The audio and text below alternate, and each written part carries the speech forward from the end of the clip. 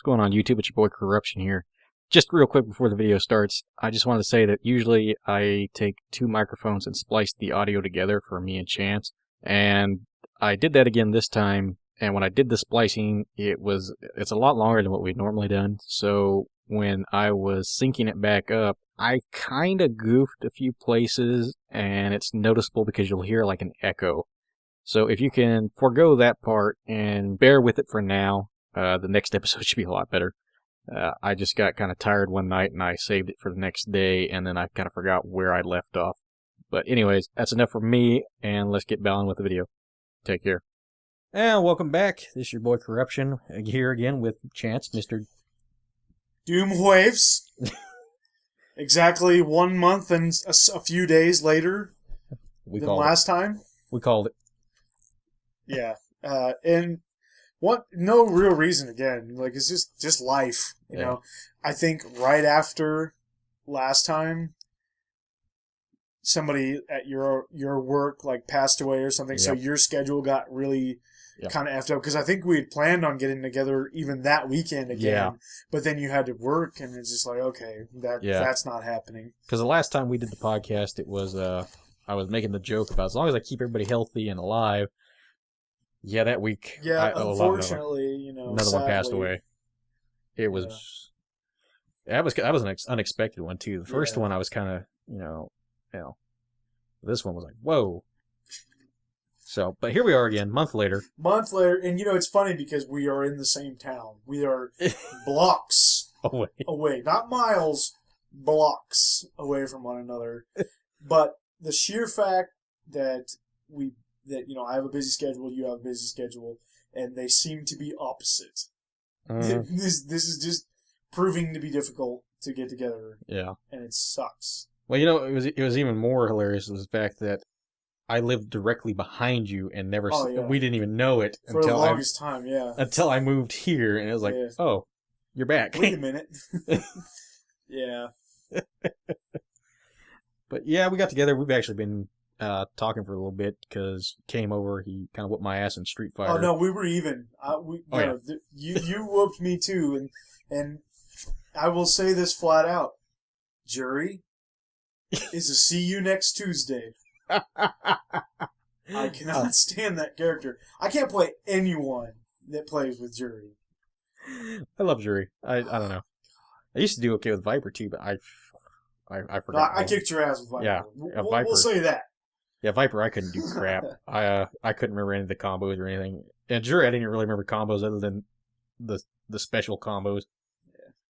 But we only did 4 match sets. I mean, it wasn't a thing. We were just kind of messing around. And I'm playing Street Fighter a ton, but solo. Like, I haven't been playing couch co-op. I haven't been playing online. Yeah. Just purely playing, trying to practice. But therein lies the problem, is that the CPU doesn't handle like a person does. Right. So, whereas I can kind of predict what the CPU is going to do, you don't do that. No. You don't act that way. So it's proving to be, maybe I should be playing online a little bit more. Yeah. Or something. Maybe I should play some fighters, more than the last time I played was the AGP game night for Street Fighter. Last time you played with me. Yeah. Well, did we play Guilty Gear before or after that? I think it was before that. It was before the game, because I still didn't even have that Street Fighter. Yeah. Otherwise, we might have played Street Fighter that night. Yeah. Yeah, I remember that now. So, yeah, we did the Guilty Gear, and then... that was fun. I liked it. AGP game night came up, and Street Fighter was the game. And you haven't played a fighter since? No, not really. I've like I said, the most I've done probably would have been playing Skullgirls on Steam. Yeah.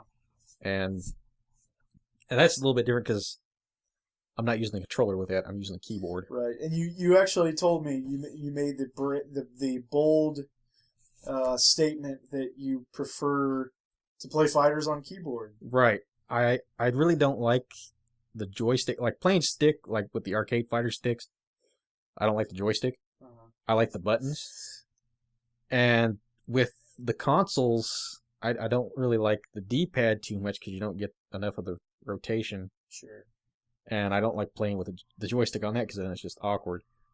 With the keyboard, it's all right there at the same level, and I'm so used to keyboard anyways with the other PC games I'm playing, so...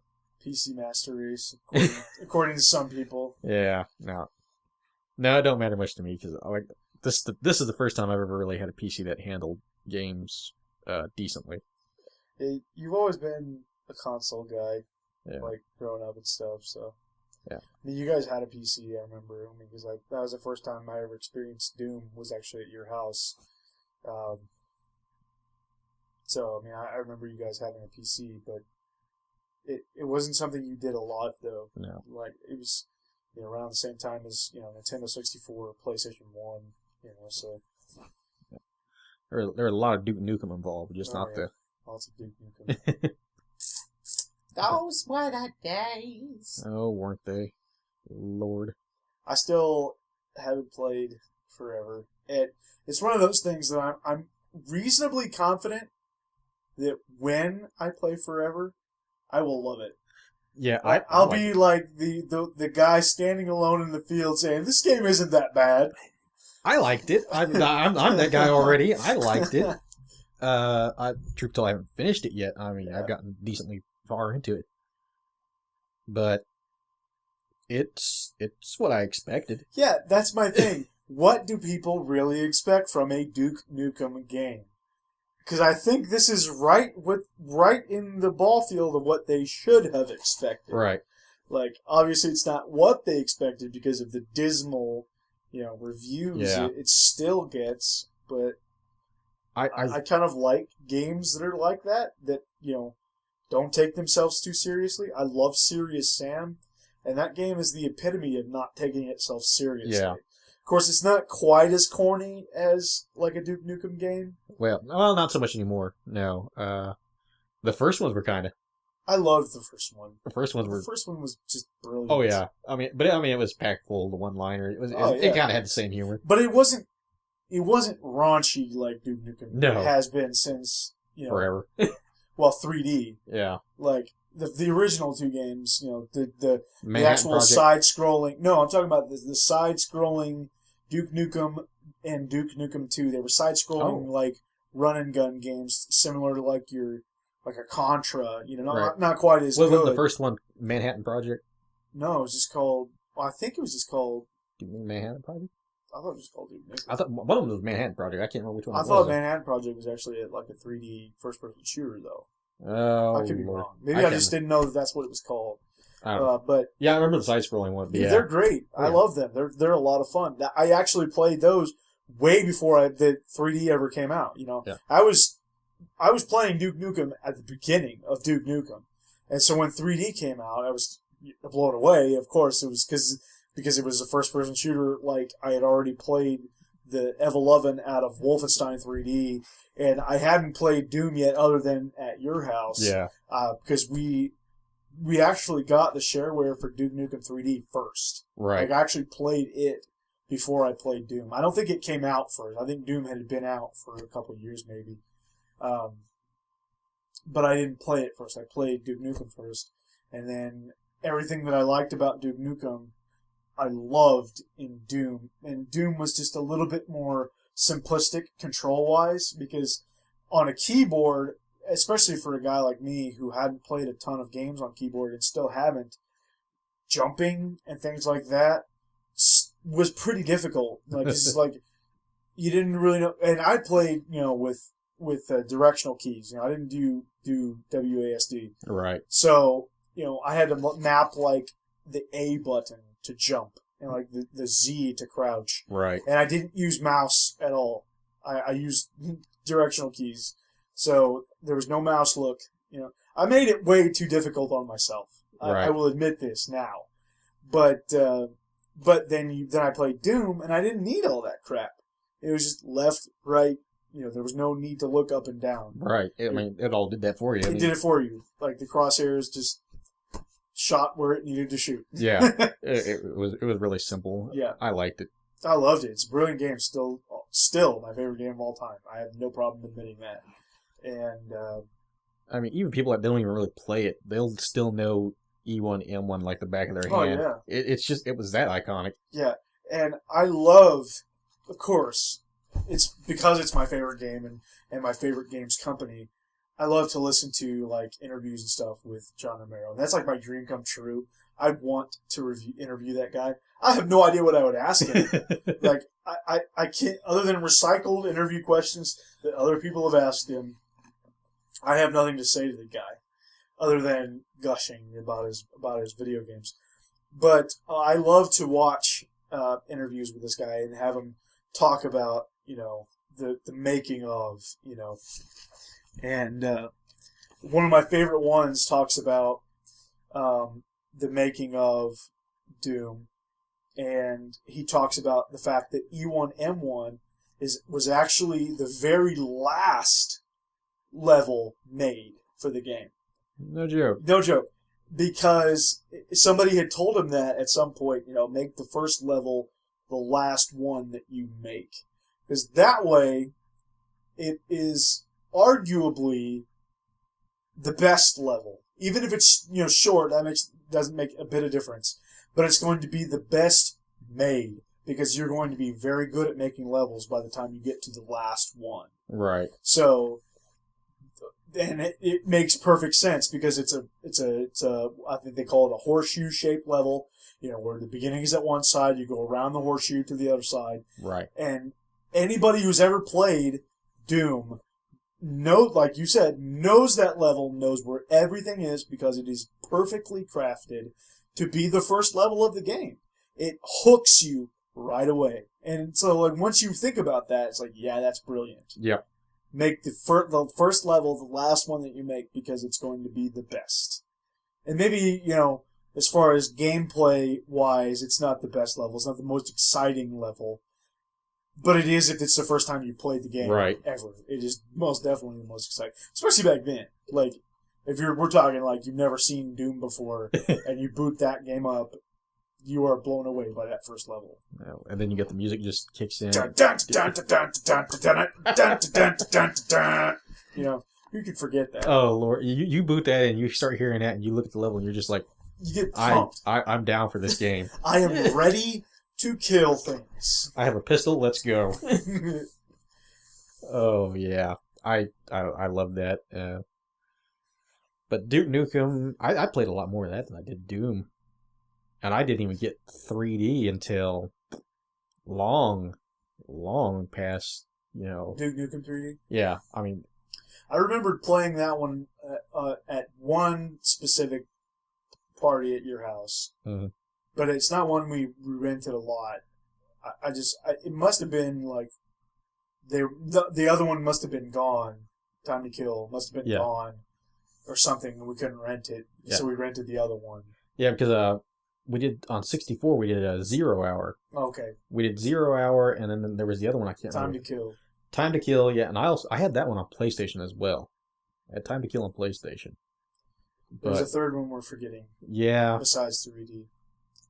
But, like I said, I don't remember playing that one a whole lot. But Time to Kill and 0 hour, we played the ever-loving hell out of. We played all of them, really. Right. We played... Because as a 13-year-old boy, however old we were, that is the best thing. Oh yeah, this total badass, just these one-liners and just destroying things. Or rip your head off and shit down your everywhere. Neck. Just gore, sex, everything. It was just the perfect recipe, for a preteen and teenage boy. Thank God Mom never watched us play that game. Oh, God. She would never have rented it again if she had known half of it. Oh, man. She was awesome, though. Yep. And she would never let me have Time to Kill if she'd have seen that one. I need to pick up all of those games, actually. Yeah. The only one I have is Duke Nukem 3D on Steam. I bought the Megaton edition because it was on sale for like $3. I'd seen it, and I still haven't even done that. The only thing I've got's Forever right now. Yeah, I don't have any. I'm so ashamed of it too, because I've never played like any of the campaigns at great length. We always just messed around in multiplayer. So I mean, I never really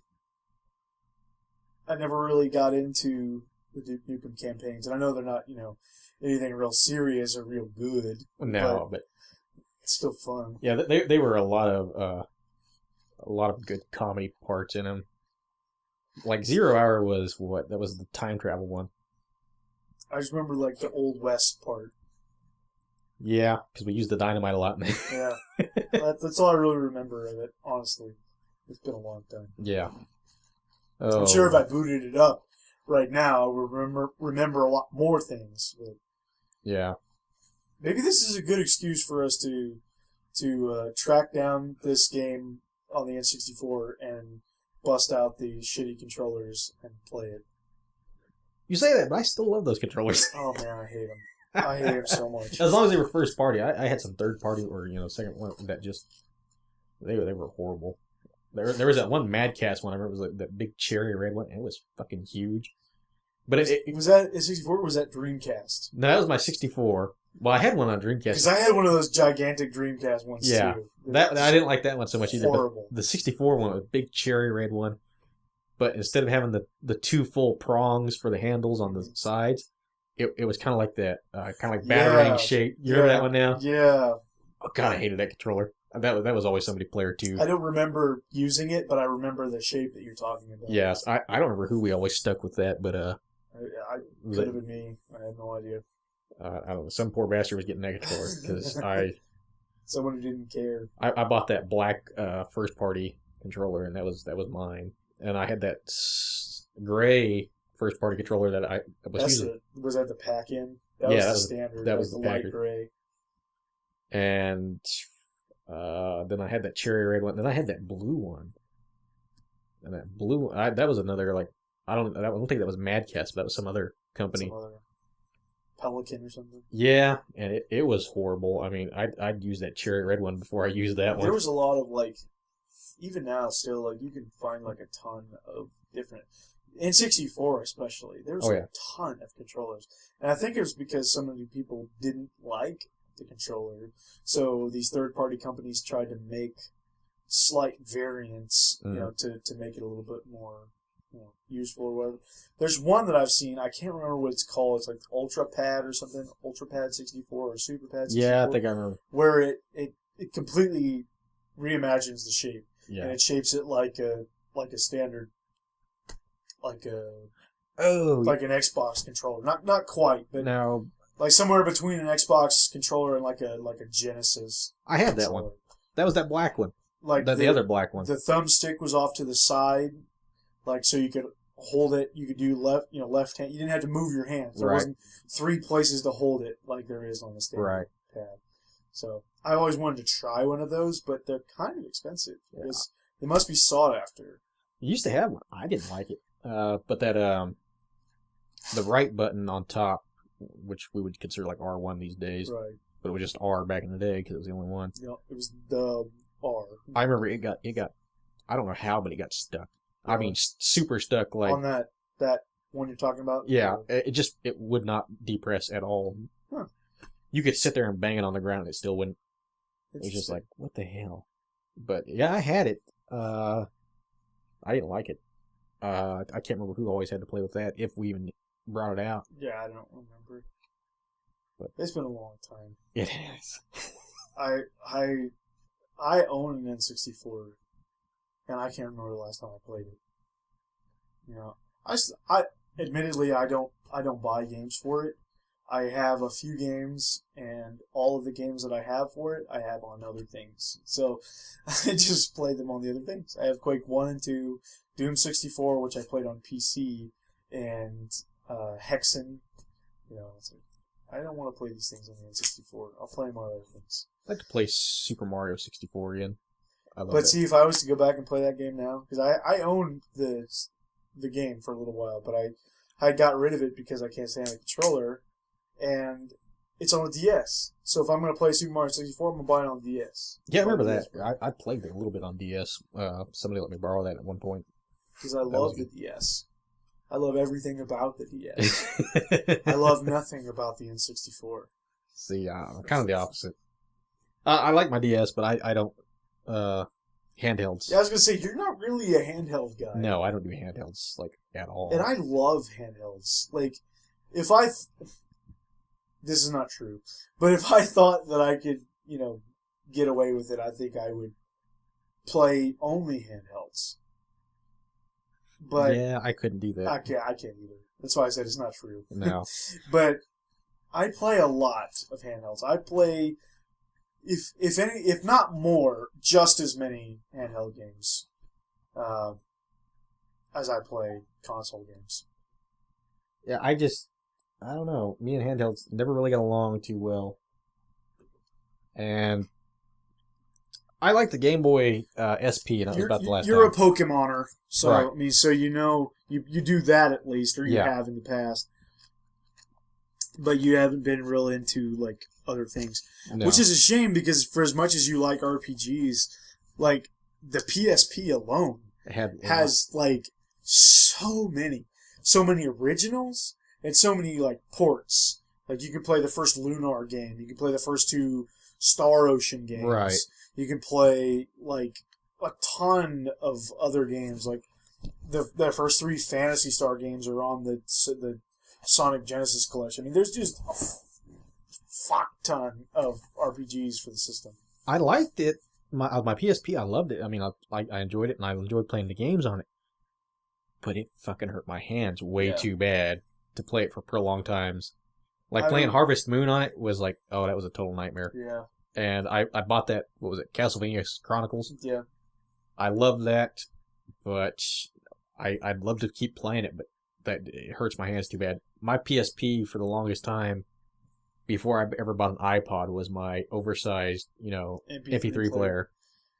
See, my personal PSP sucks so badly that it hardly ever gets played. And I'll agree with you. It's kind of a beast to hold it for a long session. It does cramp up your hands pretty bad. But I actually think the Vita is worse for that. Really? I love the Vita so much, but it because it's thinner, like it's so hard to hold, and like if you're playing a game where the back touchscreen does something, it is impossible to hold that thing comfortably and not touch the back screen. So it is imperative that you get a grip for your Vita. I have one now, and it helps so much. It's a magnificent system.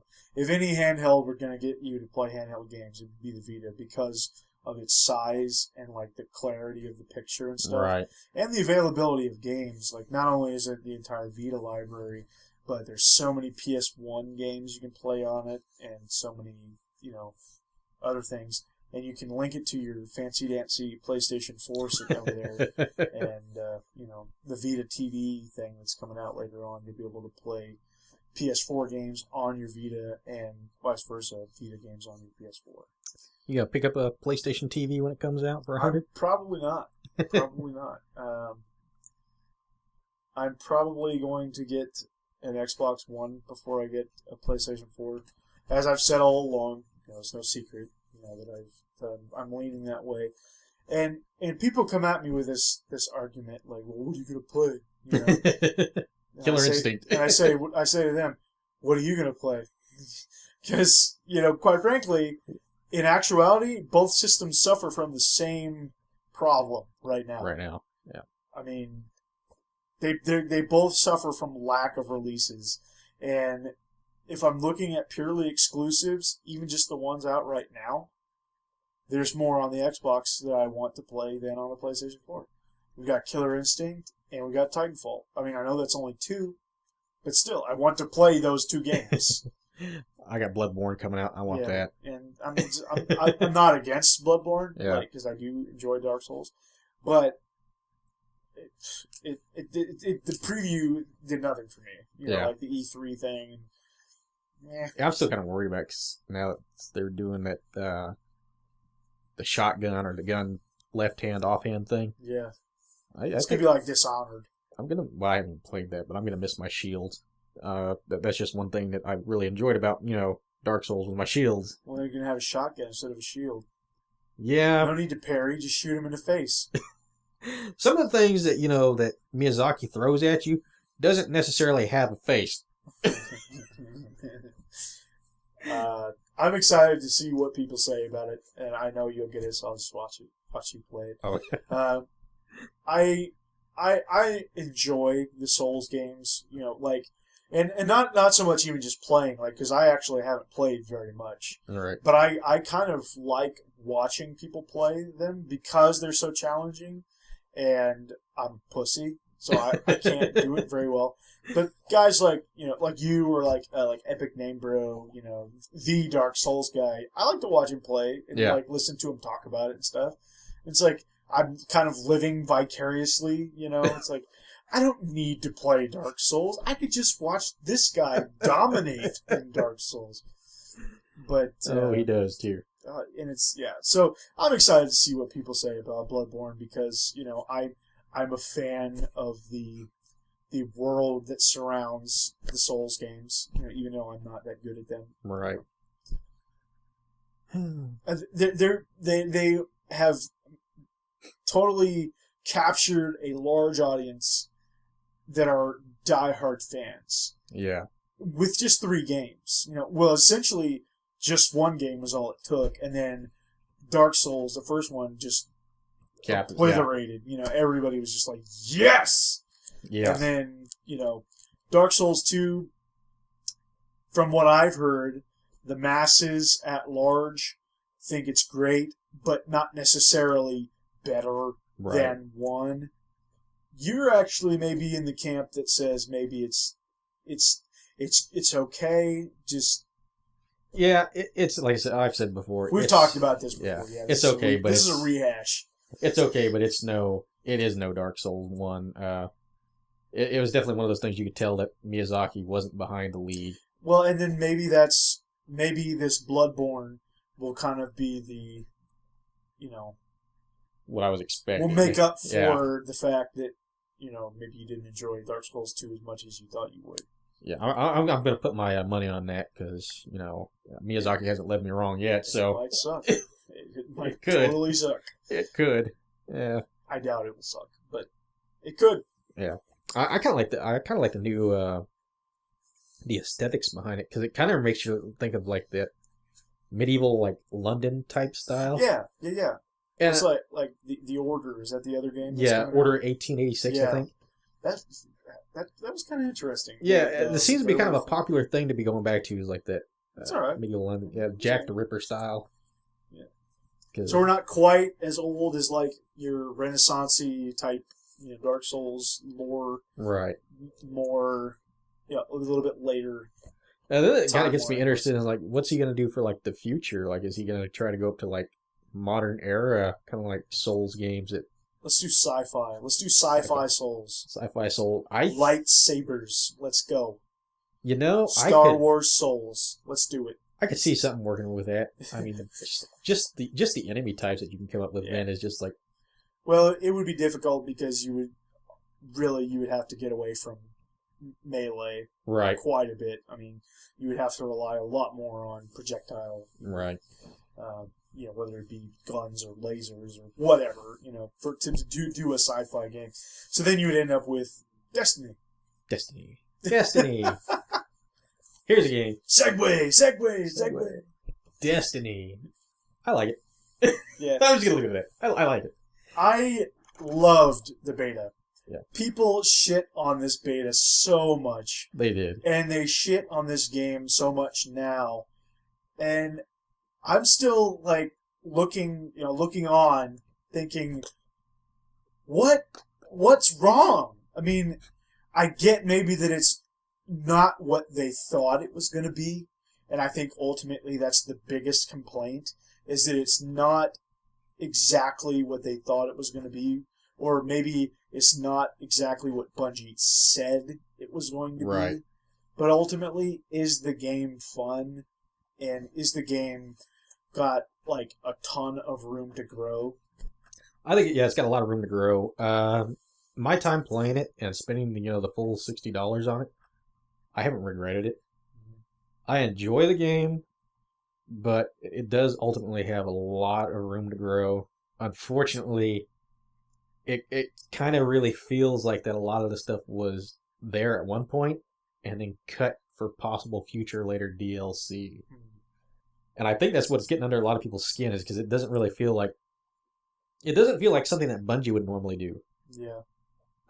It's one of those things that, like, maybe this was an Activision decision. And I wouldn't be surprised. Yeah, they don't have the best track record, so. No.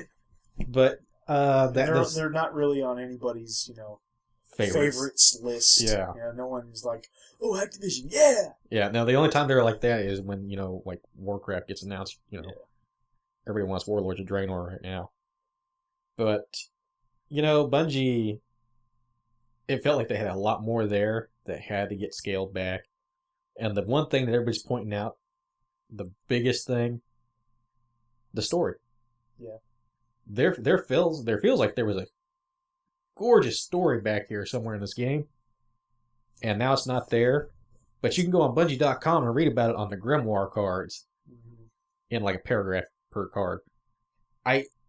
That's not something Bungie would normally do. I've heard a lot of people say that in the beginning stages, this was going to have like a Mass Effect style size, magnitude story, right? And it's just gone. Yeah, I mean it's a very minimal story now. What's in the game, but now you unlock your Grimoire cards, and that gives you story, but you only can access those by going to their website. So it's not in game. Yeah, and this isn't something Bungie does. No. As much as I disliked playing Halo, the Halo story was brilliant. Yeah, it was brilliant. It was there. I mean, it's constant. Like, it's from the first game that Bungie did all the way to the end of Reach. It's there. Yeah. It's very prevalent. And a lot of people didn't like Reach, but I loved Reach. I thought it was great. Like, a great story, like a prequel style story. It was sad. It, actually evoked some emotion. Yeah. Does Destiny? Destiny, like you said, I didn't even know what happened. By the end of the game, it was just like... Okay, that was my next question. Have you actually beaten the story, like, as it is now? The air quotes? Yeah, story? Yeah, I did. I'm max level 20. I haven't actually gone up the light year. And seeing this is how I know that there's going to be more to it at some point because of that. Yeah. Because it's so... Level 20, really? That's max level?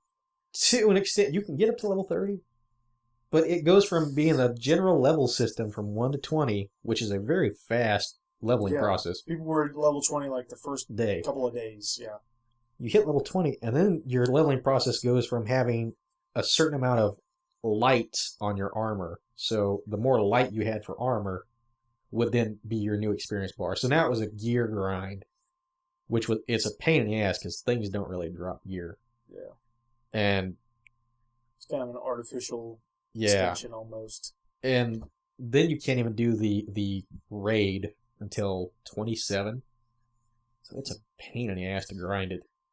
I want to talk some more about this. And have you played a lot of PvP too? Yeah, I've done quite a bit of the PvP. And people are really shitting on that too. What do you think of the PvP? It needs a better matchmaking. When you're level 4 and 5 going against guys that are light level 22, it's not a fun time. Not a fun time. Because even though I think there's this balancing of the gear that most weapons still do the same amount of damage, it kind of nerfs things and buffs things as need be. It's still, it doesn't work quite right. They still got a lot of their abilities that you don't have, possession of or access to. Right. And I've seriously been in games where we were dominating and the teams would leave early, and then when the next players were loading in, they were a lot higher gear level than the team that we were, and we'd just be decimated.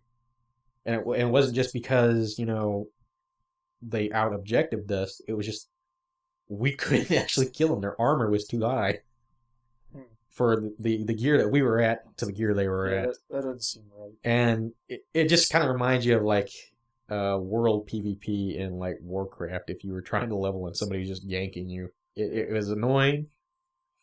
But when you do get into a balanced match, that's actually fun PvP. I'm a fan of a game where, even Call of Duty had, in other games, have a system, where the higher level you are, you unlock things. But essentially, everybody has access to everything. Right. Even if that means you have to pick up somebody's gun that they dropped, and go on. There wasn't necessarily an uber advantage to being higher level necessarily if you were a good player. Right. But this sounds like that is the case though. Like a higher level person, a higher light armor level or whatever light level, can arguably just destroy, an entire group of lower level people. Yeah. Even if they are not any better at the game than you are. Right. Maybe you're twice as good as they are, but because of their stats or whatever, you have no chance. Right. I mean, I maybe it's just because I don't play MMOs, and games like that I have no idea how it all works. But that just doesn't seem like something I would enjoy. Yeah. I mean, they tried. You can see where they've tried to balance enough of it to make it enjoyable. But there's still the occasion that you run across that it's like, okay, this is a little bit unbalanced.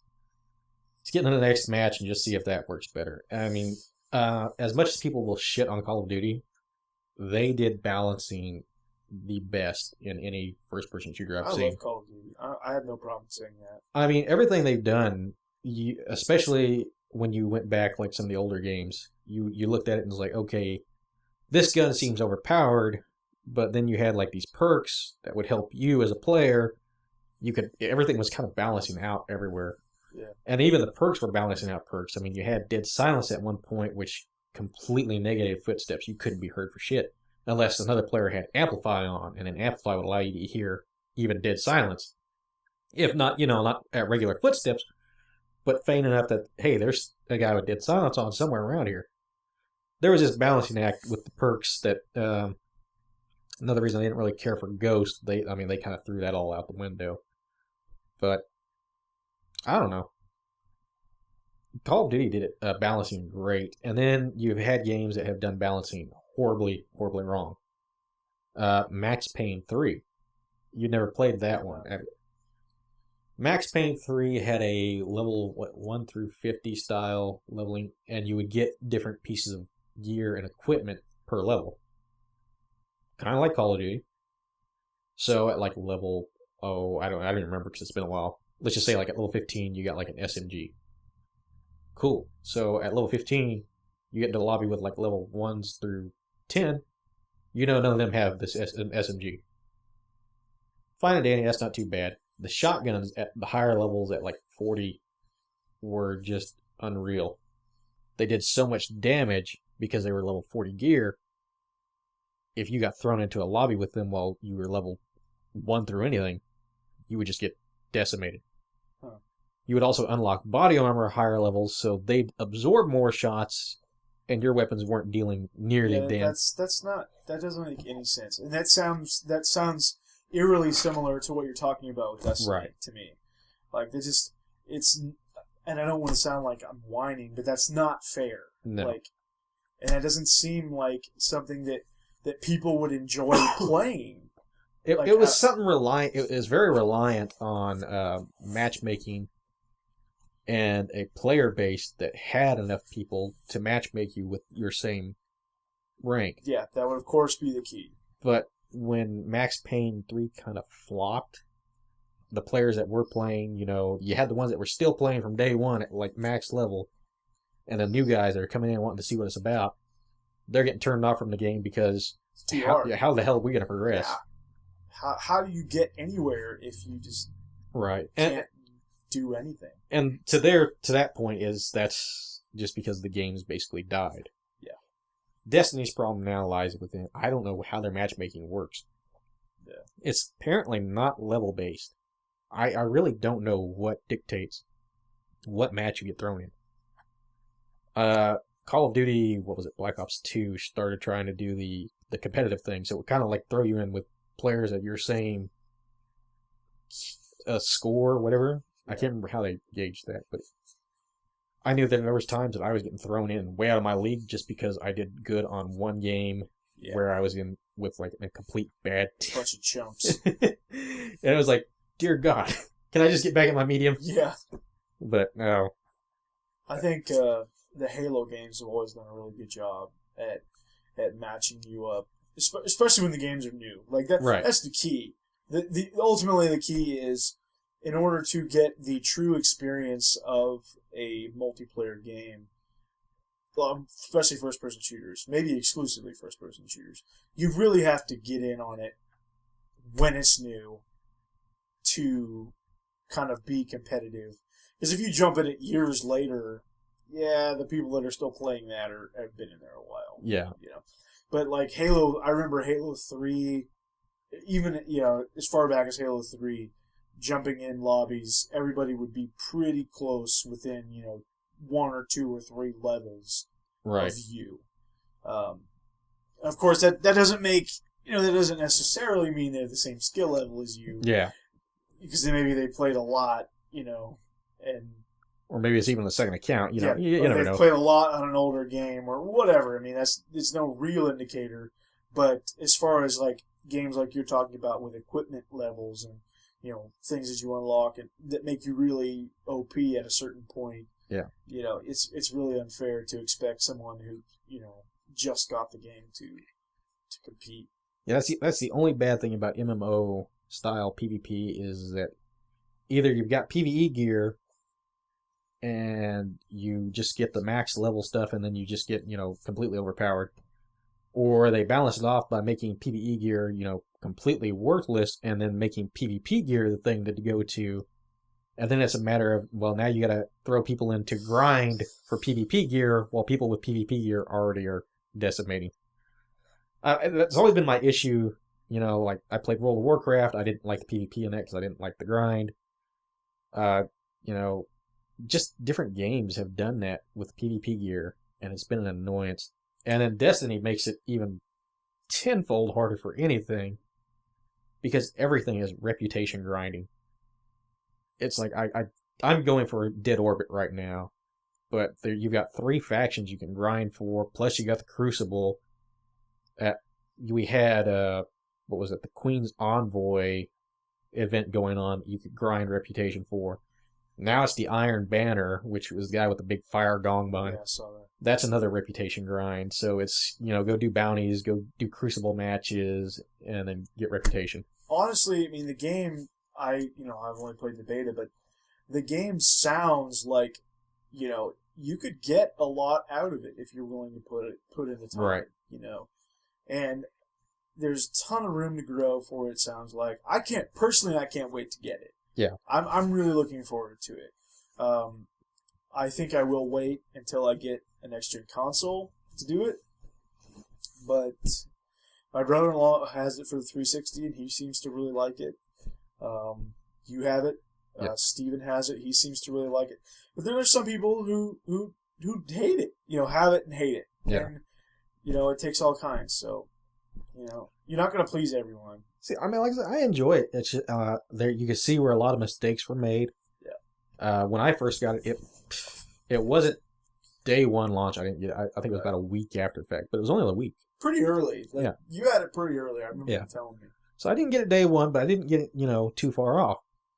I remember loading it in, installing it, and I looked at it and it said, pre-order now for the $19.99 DLC.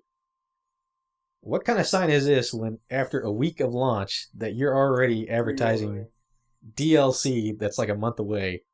My deal with DLC is that I don't have a problem with DLC, quite honestly. Right. If it was cheaper or free. Which I know they're not going to give it away for free. Right. But my deal is I have no problem with a game. We talked about this on one episode of the podcast. Where do games go from here? People are releasing games, half done, whatever. I'm okay with a game coming out episodically, as long as there's not like too big of a gap, Right. you know, between there. So like Destiny, the way it is now, being the first episode, you know, and then in a month or 2 months they come out with the second segment, which is just as big as the first segment.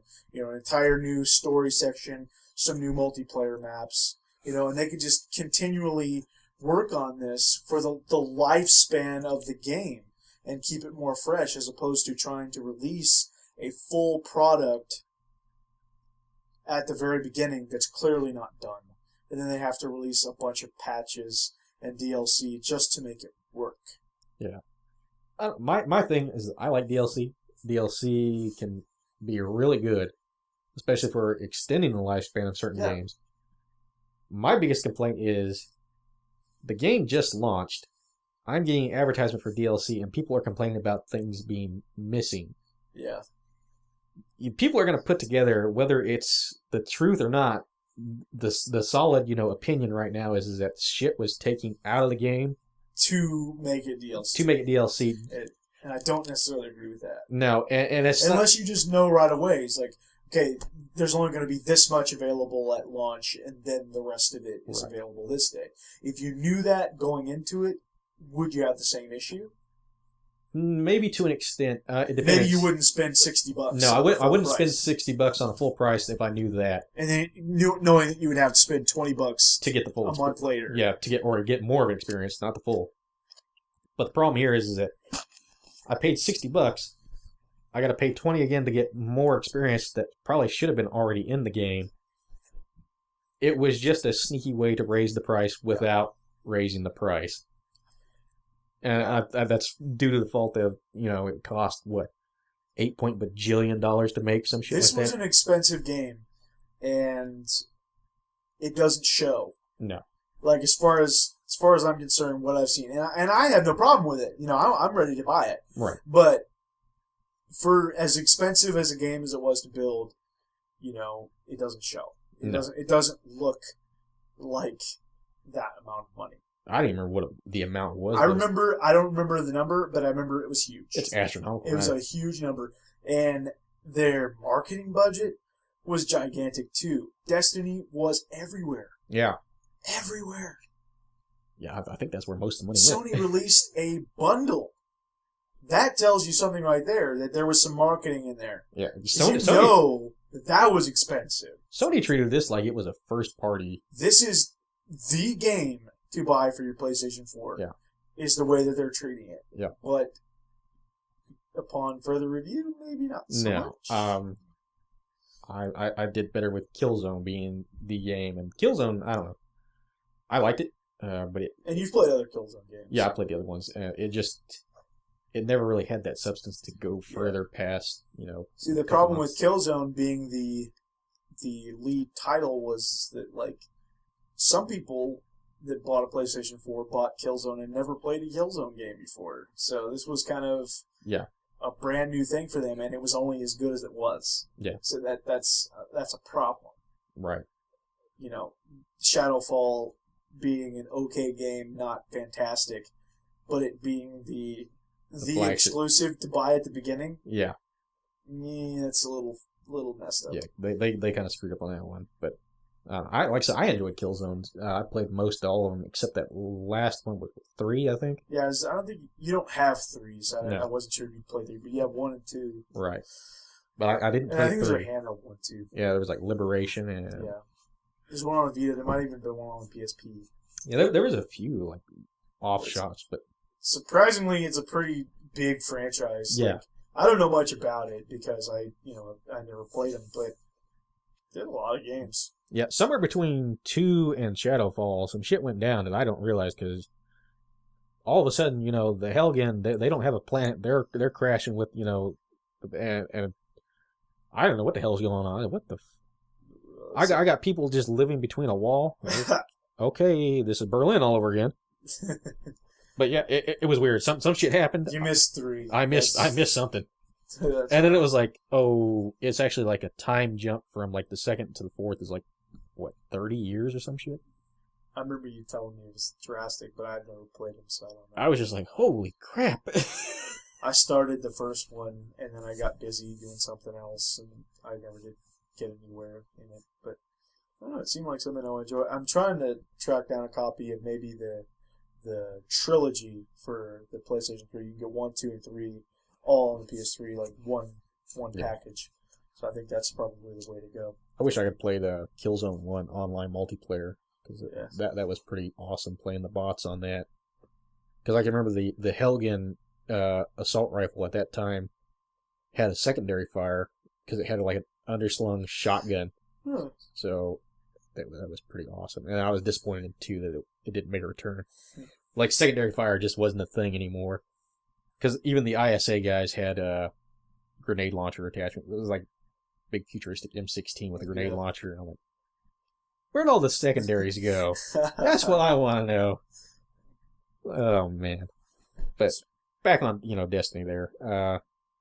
The DLC, it just really seems like that they're jacking up the price without jacking up the price.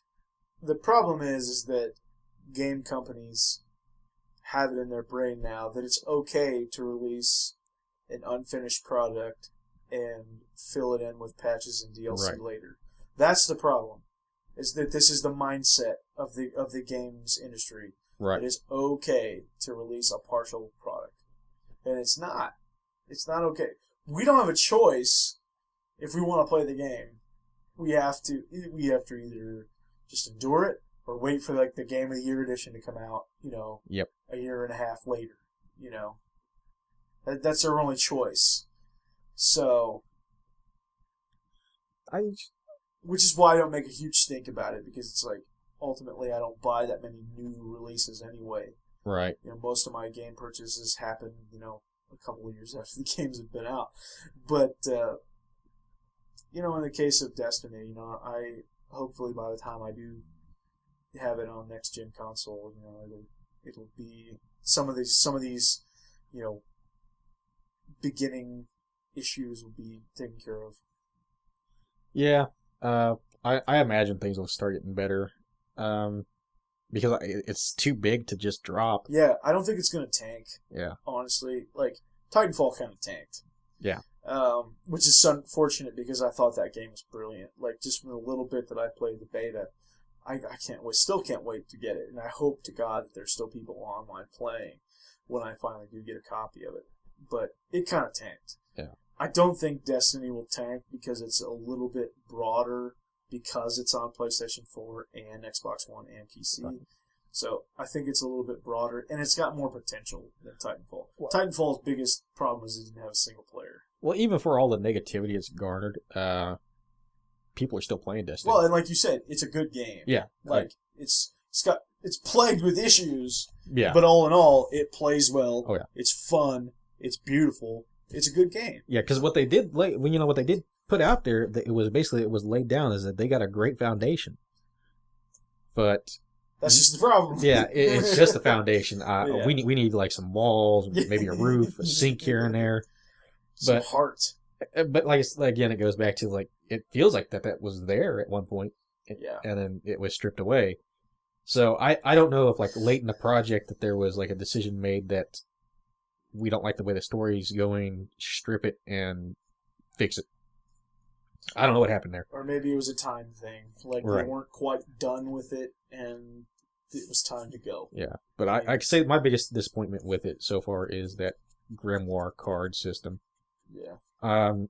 I checked them out once, and I went through like 3 cards, and I'm like, I don't really care. Who wants to do that? Who wants to log onto their computer and read some cards to get the story? Right. I mean, people would read the story if it was the story. They don't want to, read like a paragraph of, okay, this thing did that in the future.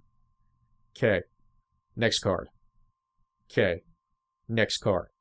No, if they want the story, they want the fucking story. Yeah. Just give me some characters with some personality, and let's just have a story. I mean, people buy books. They don't go out and buy like friggin' trading cards to get a story. To explain something. And get the booster pack and hope that they can get the rest of the story. Yeah, I didn't like it. I won't use it anymore.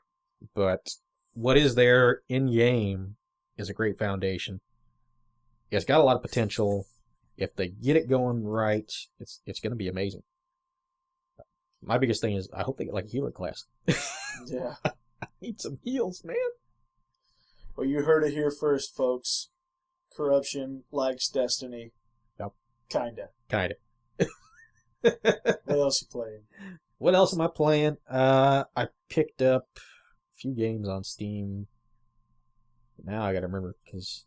Well, you showed me one that you were kind of playing earlier. Crud, I did, didn't I? What the hell did I show you? On the PlayStation 4. Oh, on 4, yeah. Okay, on the PlayStation 4, I picked up Middle-earth Arkham Creed. Arkham Creed, a shadow. Arkham Creed. Shadow of the Arkham Creed doors. Shadow of Mordor.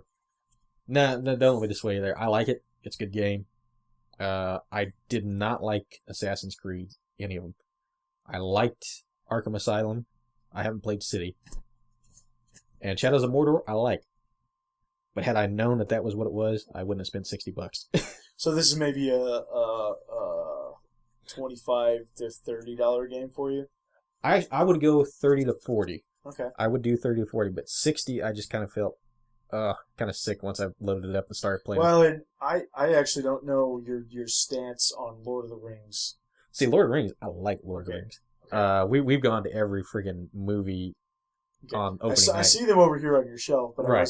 I wasn't sure like where you're at with Lord of the Rings because obviously huge Lord of the Rings fans I think are going to really like this game. Yeah, it is because it's right there. Yeah, you're in Middle Earth. They got a lot. I don't know exactly where it's at in the story wise. I know, but I just mean like the whole environment, everything. Right. You know, the immersion. You know, it's Middle Earth. Yeah, you're going around in Mordor. You're just whooping some orcs' ass. It looks like a lot of fun. It is. It's a blast once you get going into it. And that I can't think what they're called. Kragors.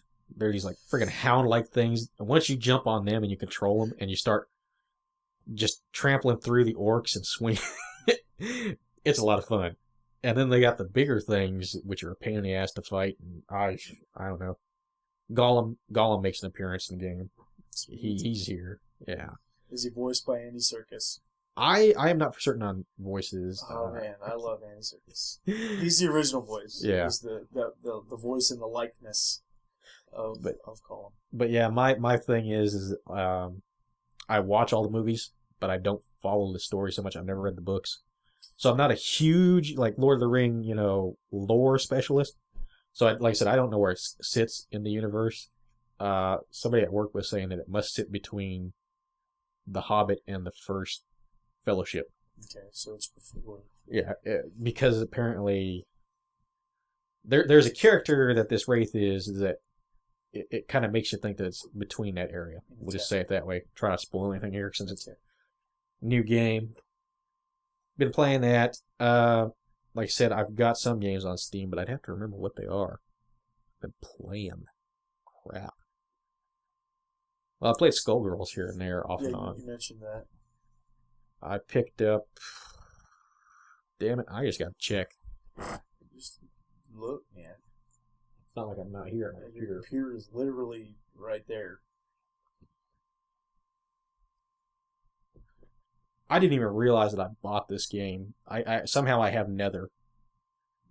Nether, which I don't even remember buying. That's how my spending habits have gone here lately. With Steam. Yeah. I have no idea when I got this game. It's really easy to spend money on Steam. Oh, it is. It's too easy. It's dangerous. Have you played Nether? Like, now that you're talking about it, have you played it? No, I haven't. I haven't even installed it. Oh. I don't even, like I said, I don't even remember when I bought it. I never even heard of it. It was an odd kind of like a third person, kind of like MMORPG, kind of like Hellgate London style thing going on for it. So I probably hate it. Yeah, I might. I had been playing a bit more Project Zomboid again. I love that. I showcased it a few times when I first had my capture device for the PC, but my computer didn't like that time to record things too well. And it's like a little top-down isometric zombie survival game that you can go through and scavenge, and then you can start building things to like. It's just kind of like playing like the original Fallout almost, zombie style, and real time. I mean, it's just awesome. I liked it. Interesting. I'm going through playing a little bit of Receiver again, which there's not a whole lot to Receiver. Receiver was a game that was made on one of those game challenges where the goal was to make a game within a day. Oh, okay. So they made a first-person shooter in the style of kind of like how Slender Man did, where you go and you find like a few, in this game, cassettes instead of notes. But instead of like this ominous, guy just appearing out of nowhere, it's just like you've got gun turrets located randomly around the area and some little drones that fly around trying to kill you. But your first-person shooter isn't normal because it was a whole new design to actually, if you got a revolver, you actually have to press your button to pull your cylinder out, another button to eject your cylinder, and then you have to load each round in individually, and then you have to close the cylinder, and then you're good to go. It actually makes you do all this. It's a gun reloading simulator. Pretty much. But, it's an interesting concept because I looked at this and I'm like, this would be the greatest thing for like a survival horror game. Because now you've got the tension of trying to reload. It's, instead of just like press square. Do I really need to reload right now? Or can I wait? And I mean, you put in the ammo scarcity like this game's got. You put in the reload. This would make a great survival horror, mechanic. And I have seen nobody do anything else with this. There has been like, as much as this game had gotten showcased, it's too freaking hard. As much as this game got showcased, nothing else came of it. I'm like, oh, that's so disappointing. That breaks my heart. It's like the Nintendo Wii. There was so much potential. So much potential. So much potential, but they didn't really need to even realize it. The Yeah. Wii sold a bajillion It units, and they made a bajillion games. Now, granted, 3/4 of the bajillion are all just crap. Right. But they still sold like crazy. Yeah, but my thing was, as I was going through, is like, there really wasn't much more innovation with motion control. Yeah. Other than waggle, waggle, waggle. Yeah. That was it. I mean... Yeah, at some point, a lot of, good games that came out for the system didn't use it at all. Right. This just, they didn't need to, But then other games, it's required and it's infuriating. But I mean, the biggest market that this could have actually, supplied for, the genre didn't even really adopt it. I mean, it was still frowned upon. Even the games that came out for it, people really didn't like. This was the greatest thing ever for first-person shooters. What the fuck? And it's funny because like a lot of people that play or have played like Call of Duty even on the system love it. Yeah, love it. I mean, because when I first got it, I got Red Steel, and then there was a Far Cry Instincts or Predator. I can't remember which one. Those were actually fun to play with the Wiimote. Uh-huh. Once you got it down, and you can get your aim going, it's like second nature. I still want to buy one of the guns. I haven't tried that. I mean, I've just always done the nunchuck style, but it was amazing. That was the greatest way to play it, but nobody adopted it really. And after Red Steel 2 came out, it was a long time before another first-person shooter ever came out, it seemed like. Well, you had like the arcade-style shooters. You had like the Resident Evil, Umbrella Chronicles, whatever. There was 2 of those, and there was 2 of the House of the Dead games came out, and you had like the Ghost Squad port. Yeah, the on rails. Yeah, like the arcadey shooters. Dead Space Extraction, which I still haven't played. Those are essentially light gun games, which are, kind of a first-person shooter. Yeah, Not really, but kind of. I mean, I know they're on rails, but it's still technically a first-person shooter. Still essentially using the same mechanics, because what you're saying is, first-person shooter on the system, but a first-person shooter on the Wii is essentially a light gun game. Right, but me and on rails, if I'm going to do on rails, I want to go to arcade. Yeah. I don't like on rails. I'm not saying you're wrong. I don't like on rails on my home console. I like some control. Well, But at least with on rails on console, the Wii was the way to do it. Right. Instead of trying to use a joystick or a D-pad to move a crosshair around on a screen, that's infuriating. God, I remember playing House of the Dead on Dreamcast like that. No, that was bad. Can't do that. I'm sorry. Honestly, I can't remember what I bought. I cannot be forced to use play a light gun game with a D-pad or joystick. It's horrible. It's horrible. I did it before. I never again. But really, that's Destiny and Mordor are like my biggest buys here lately. Well, that's perfectly. Those are like two of the very biggest games. Out right now. I mean, and a lot of people are playing both of them. Right. Some, like you, Steven, Lag Gamer is playing both of them right now. He just picked up PlayStation 4. Those are the first two games he got. He's liking them. Well, he got the bundle. He got the white bundle, the white PS4 bundle that came with Destiny. So. I wish the PlayStation 4 would just came in white. I still wanted to get that Yakuza 3 white edition PlayStation, PS3 back then. And that never came stateside, sons of... Well, neither did most of the Yakuza games. No, and Yakuza 3 was amazing. Now, I think I've asked you before, but have you played like the Fatal Frame games? Yes. Okay. Well, I played the first Fatal Frame. I've got that on the PlayStation Network. I haven't played 2. I think I've just recently heard that the newest Fatal Frame will not be coming over. Yeah. 5 is a Wii U exclusive. So not only is it not going to make it out of Japan, it's on the Wii U exclusively. So. Holy shit. I just thought about that. That's going to be fucking awesome.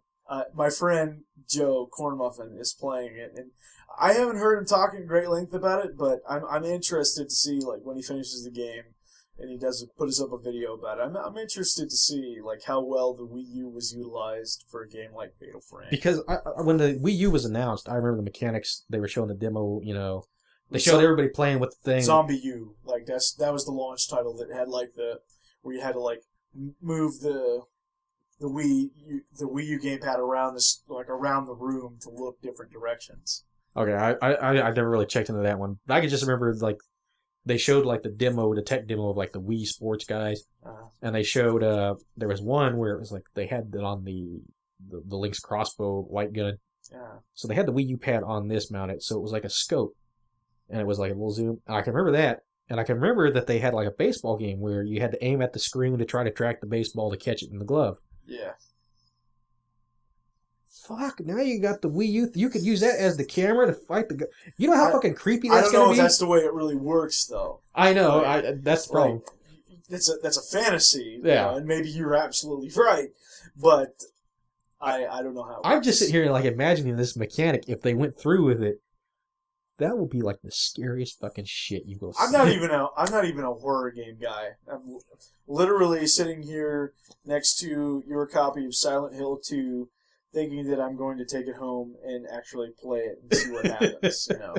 Then this will be like my first true horror game, unless you count Dead Space 1 and. Had you seen anything about Fatal Frame? I know very little about it. I kind of know the premise. Like, you're essentially trying to take pictures of ghosts. Right. That's basically your weapon. Instead of like guns and zombies, you got ghosts and cameras. Cameras get like capture their spirit, some shit. Right. Yada, yada, yada bullshit. Well, when you do that, you're in third-person tank mode. Then you look at bring it up as first-person camera mode. Which can be scary as shit, because these ghosts can't be seen half the time unless... And you don't have peripheral if you got the camera up on your face. So... Just imagine now having this Wii U pad, and you have to bring it up every time. And if the ghost, you don't know where it's at, you bring that thing up, and damn, it's right in your face. Yeah. Somebody's going to throw a Wii U controller. Yeah, they don't come standard with little lanyards like the Wiimotes did, so those things ain't cheap. No, somebody's going to throw one. There's going to be a whole new incident of TVs being broken. Maybe Japanese people keep a better grip on their game pads than Americans do. Well, I mean, they're the same ones that brought the Ring, so they're used to scaring people shitless over there, I guess. I love that movie. Yeah. But I mean, everybody always says that the Japanese version was, like, way... The movie? Yeah. They said it was always, like, way better than, what we had over here. Really? I haven't even watched it yet, because I've seen the Ring, and I'm like... Does it have subtitles? Because if it does, I'll watch it. Probably. I'd imagine. I'm sure you'll find one by now. Cause I can't even. It's like the Ringu. you know how Japanese translations get. Yeah. So what are you playing? I am playing almost exclusively just one game. Just one game.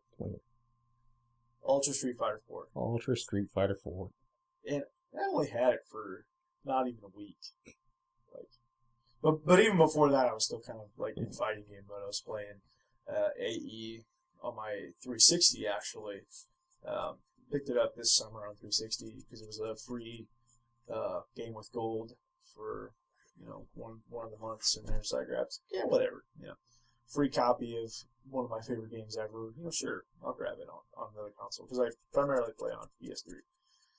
So I was playing it on 360 a little bit, and was really playing a lot of Street Fighter Cross Tekken, which I love. Have you played that?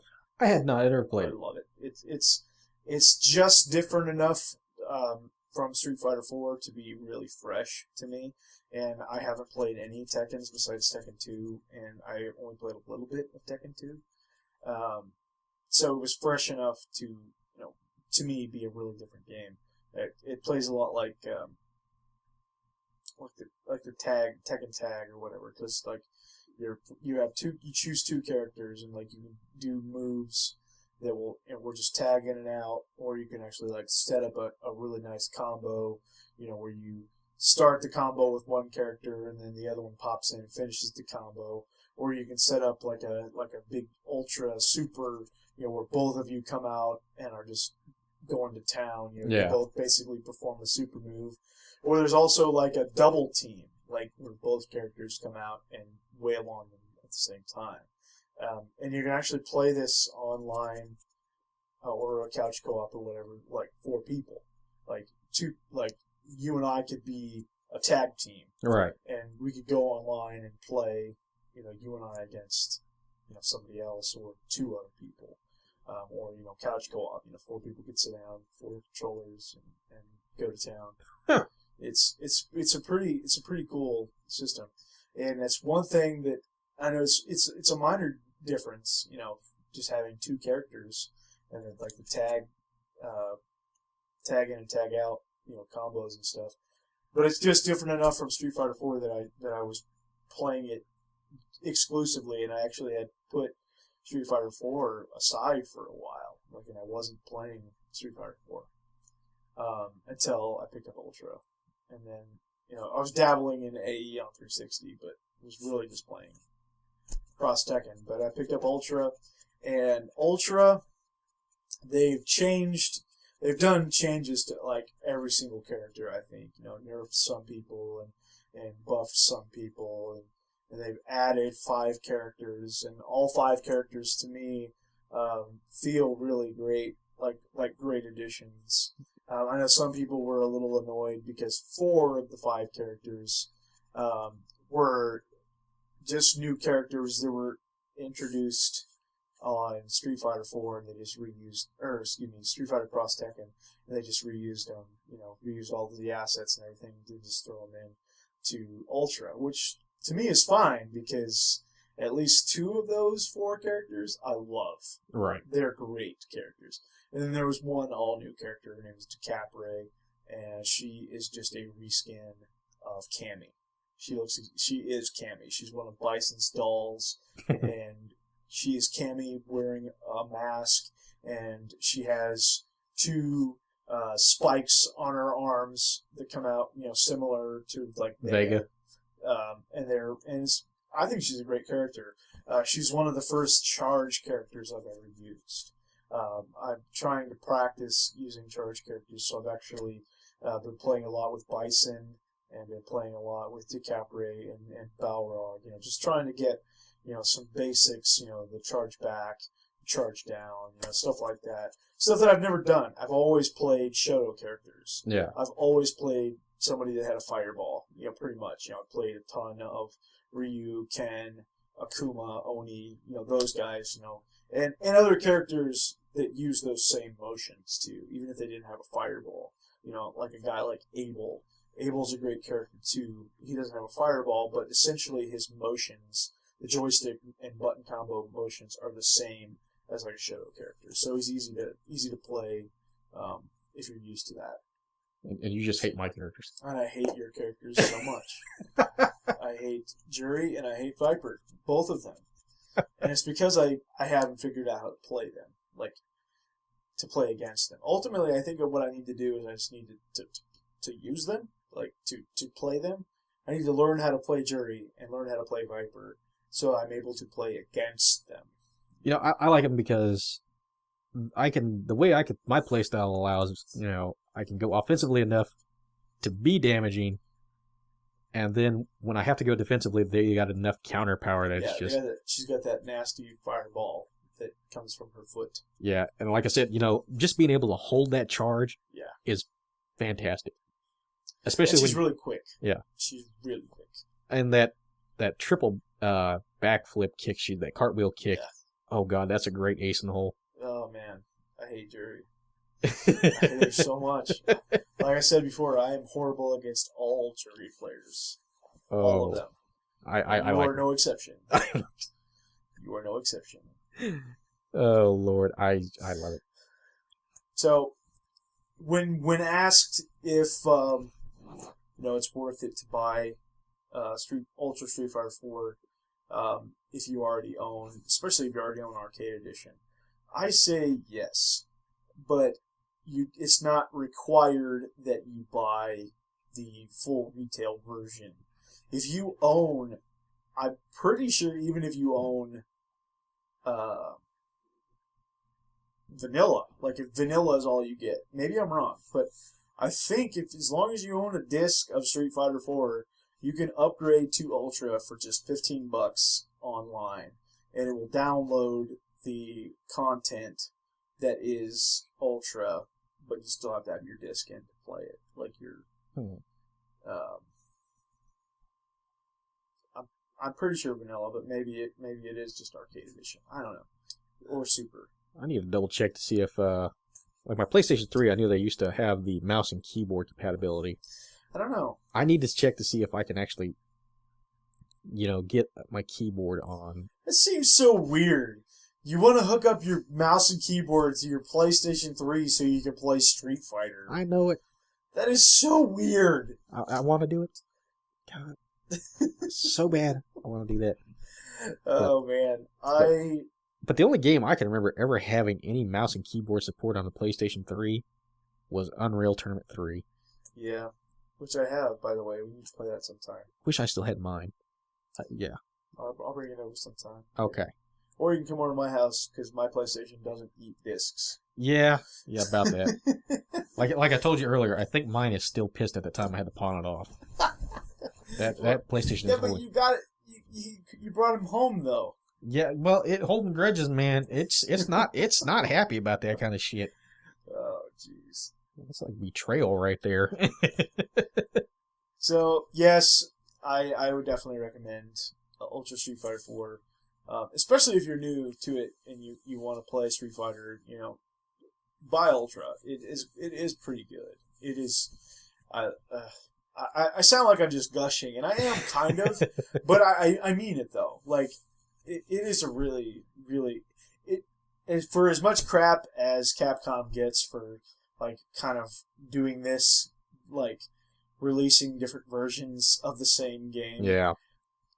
I don't know about any of the others, like, the transitions, but Ultra really does feel like more. Like, it is the definitive version. And if you are interested in the physical version, it's only $40, and it has all of the like DLC, like costumes and things like that on disc. And I know that's not a big deal for some people, but I mean, hey, it's kind of an added incentive for those who want to buy the physical version. It's like, hey, you spent the extra money to get the physical version, here's some extra stuff.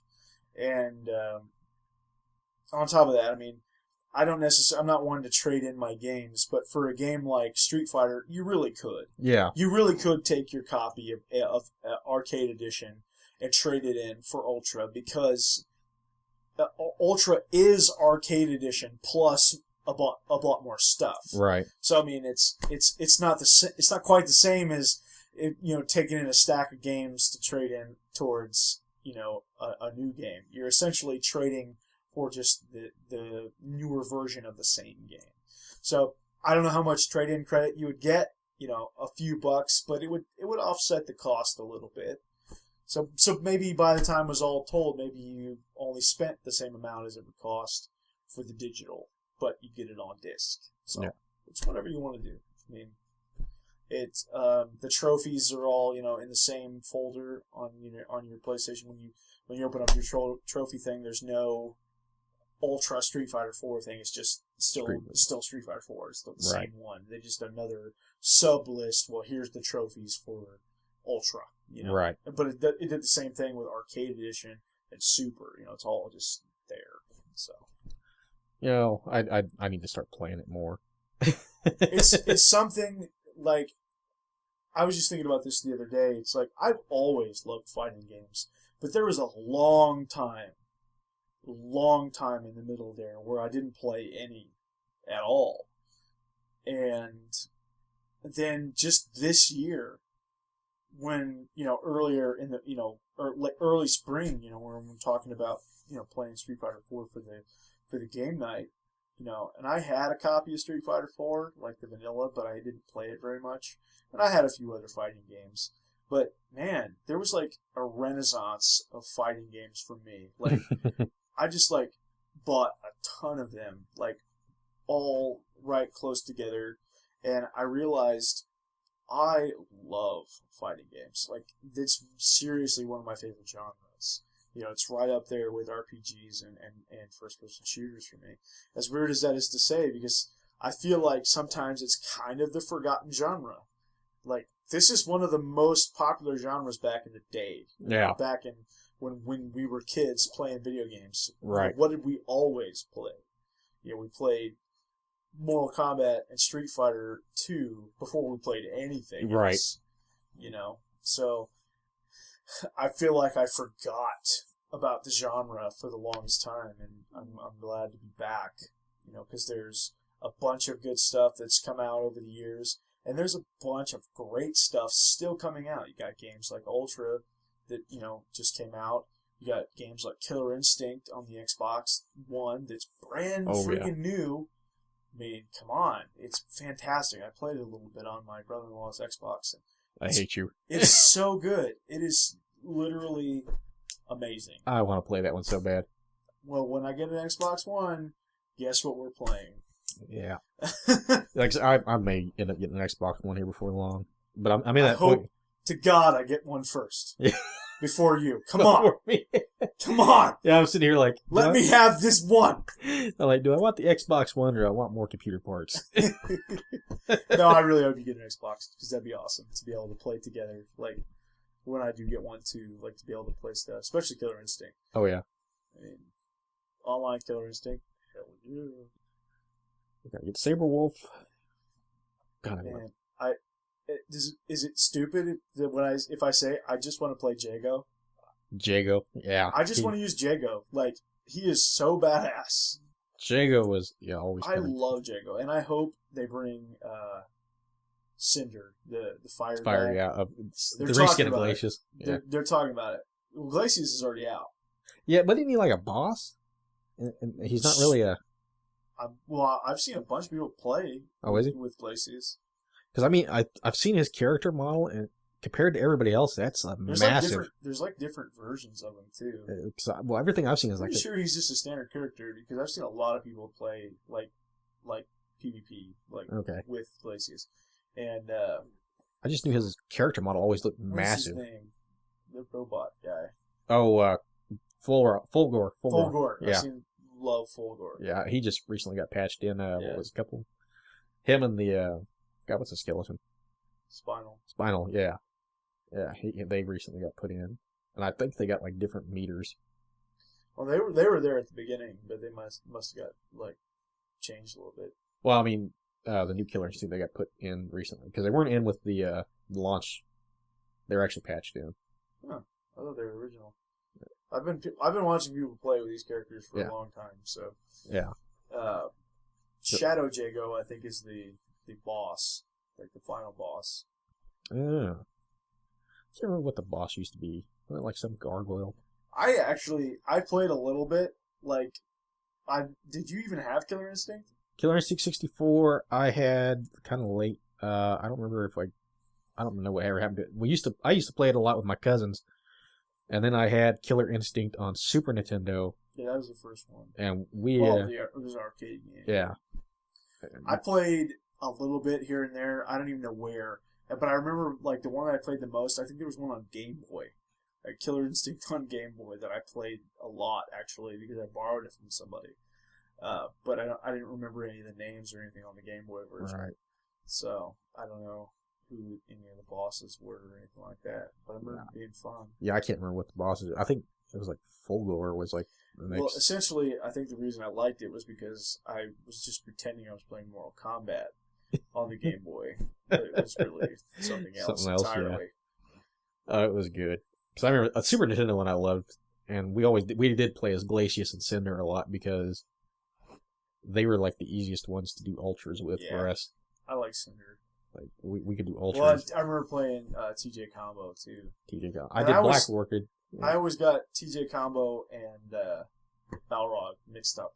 Like which game was which? Yeah. You know, like, and it's not a race thing. Come on, it's just they're both black dudes and they're both boxers and they're both in extremely popular fighting games. So I could never remember which one TJ Combo or Balrog, which guy was in which game. Right.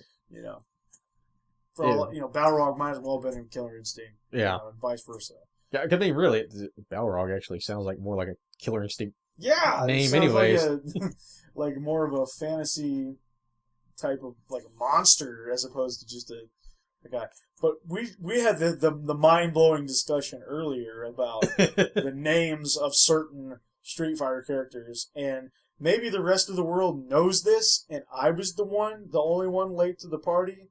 But apparently, Balrog was actually supposed to be Vega. Okay, Vega. What we know as Vega. The name Vega. The character we know as Vega supposed to have been Balrog. The character we know as Balrog was supposed to have been known as M. Bison, and M. Bison was supposed to be Vega. If I remember. So the boss's name was supposed to be Vega. Right.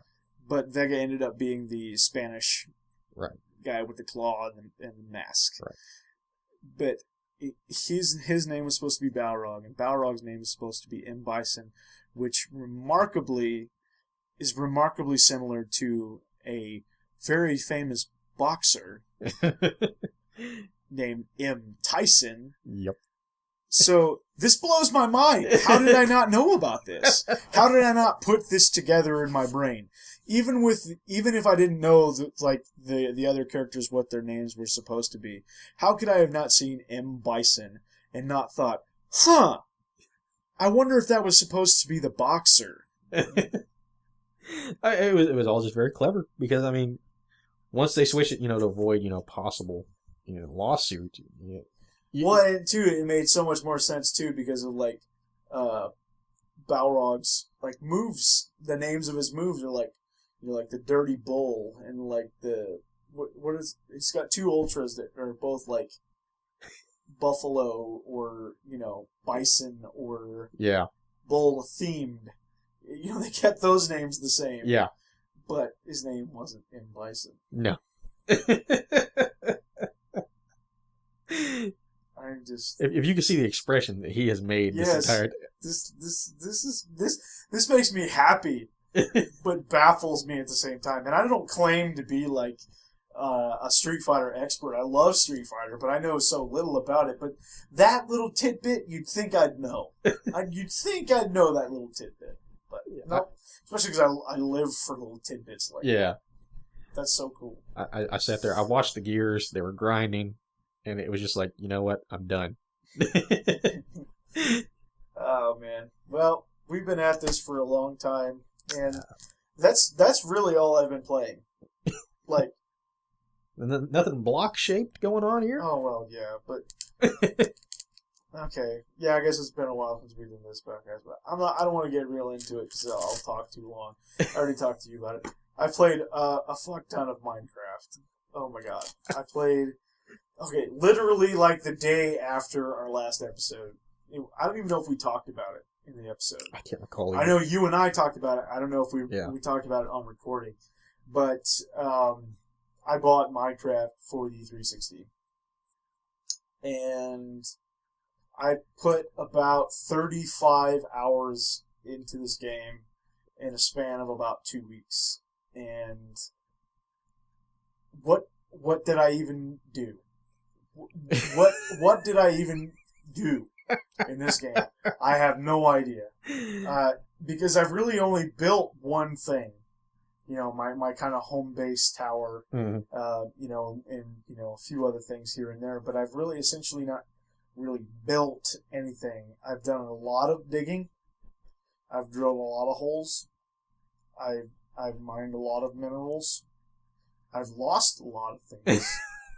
I've gone to the Nether, and I've died a lot in the Nether.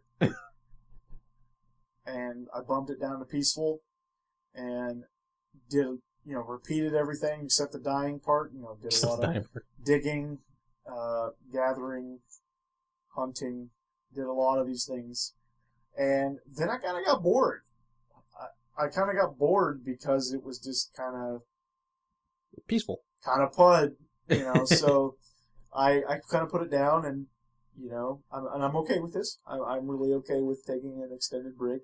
I played about a week ago, but before that it was like, you know, 2 weeks, something like that. So I'm up to like 38 hours now. And I think when I go back, though, I'm going to bump it back up to survival.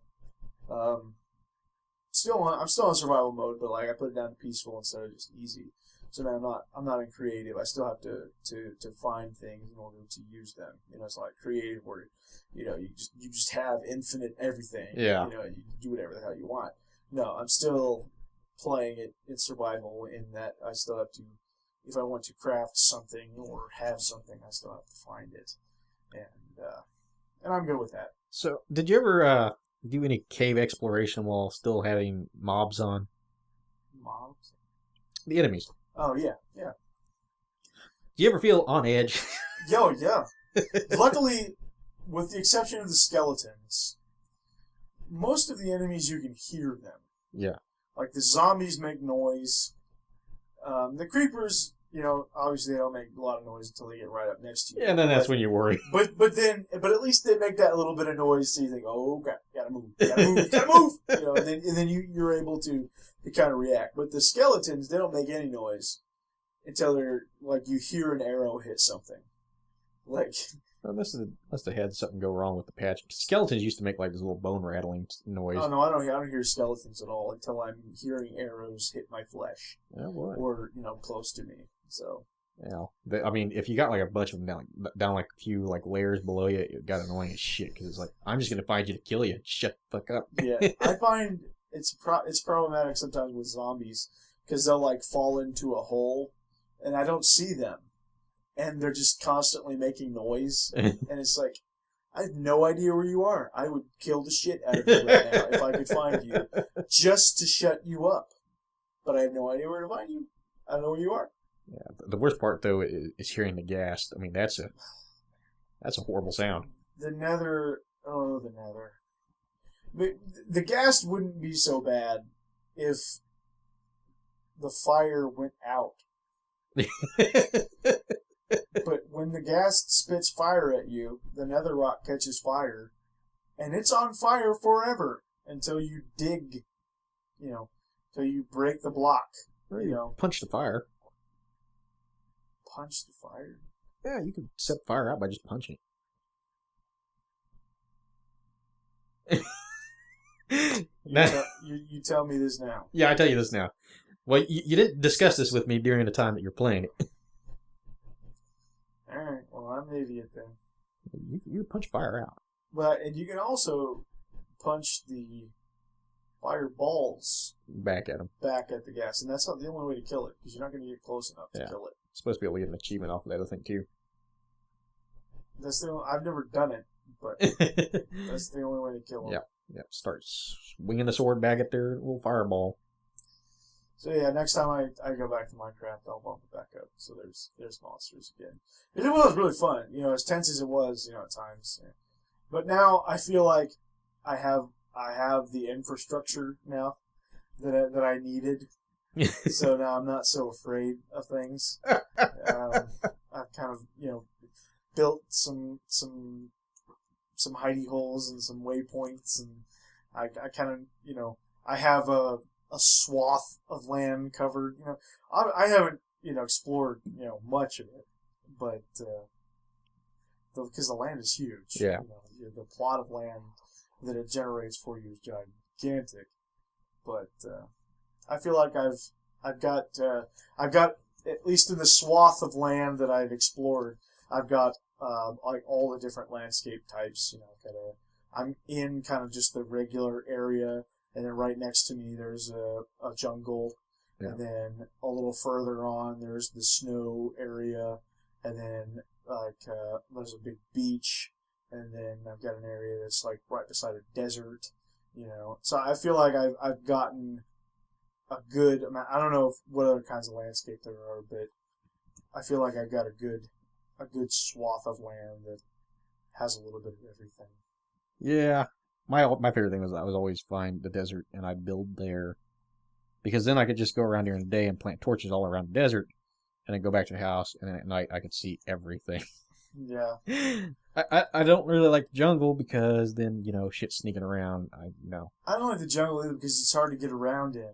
Yeah. Like you have to constantly jump onto trees and bushes, and it's frustrating to try and get through there. So I just stay to the side. It's great for wood though.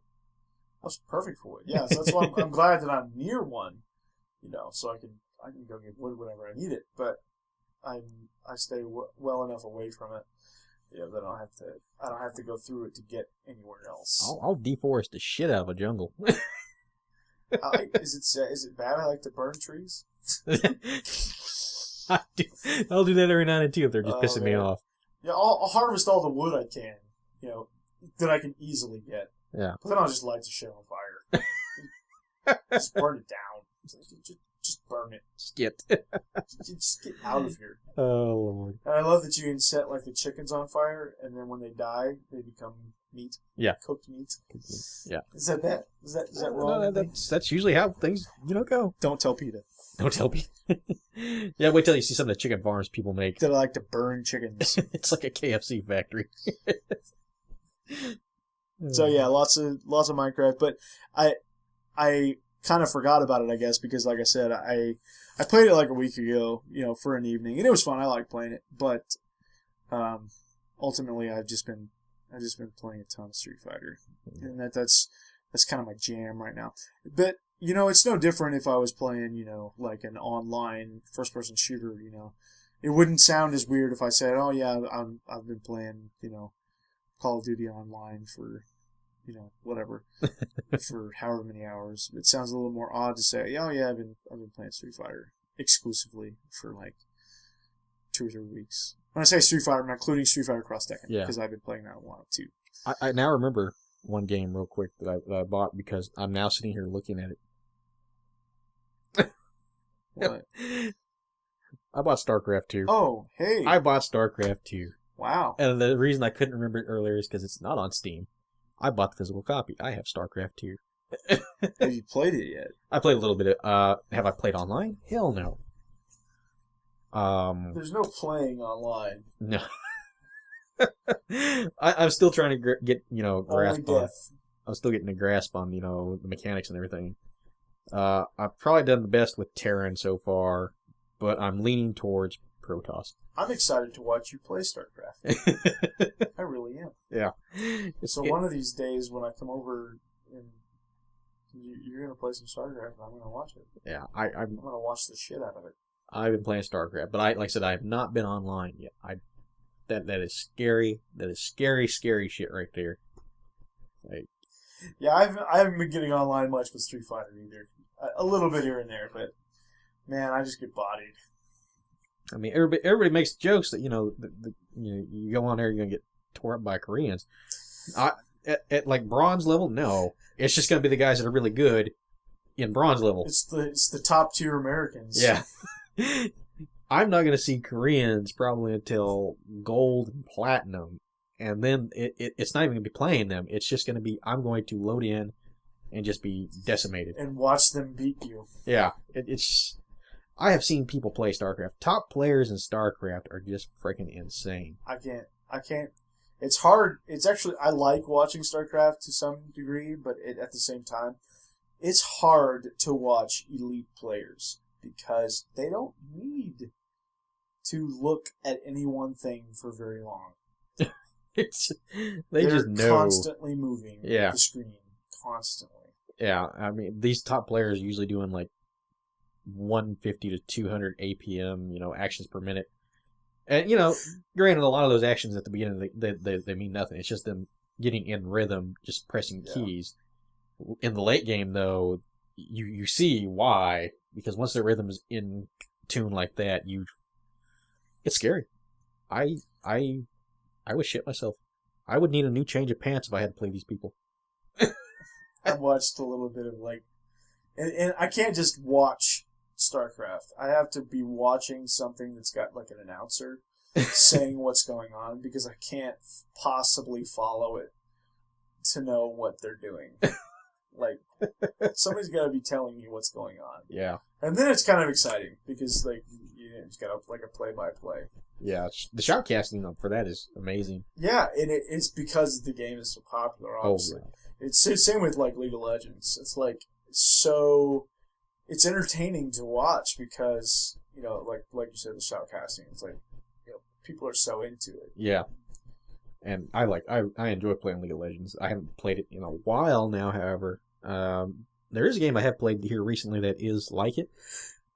Only it's in a third-person shooter kind of mode, but it still plays as a MOBA, and that's Smite. Smite. I've actually seen some Smite. It's fun. Is it free? Is it free to play? Yeah, it's free to play. That's what I thought. It's fun. I liked it. Legends is free to play too. Yeah. Now you can spend money. Can you ever spend money? Jesus Christ! I had some of those cards that I bought, $10 cards for League of Legends. Mm-hmm. And I counted them out that one day, and that was just the cards when I was buying physical, and I had like over $120 or something. Good God. And then it was like, well, how much did I buy? Oh, I bought some $25 ones on, online.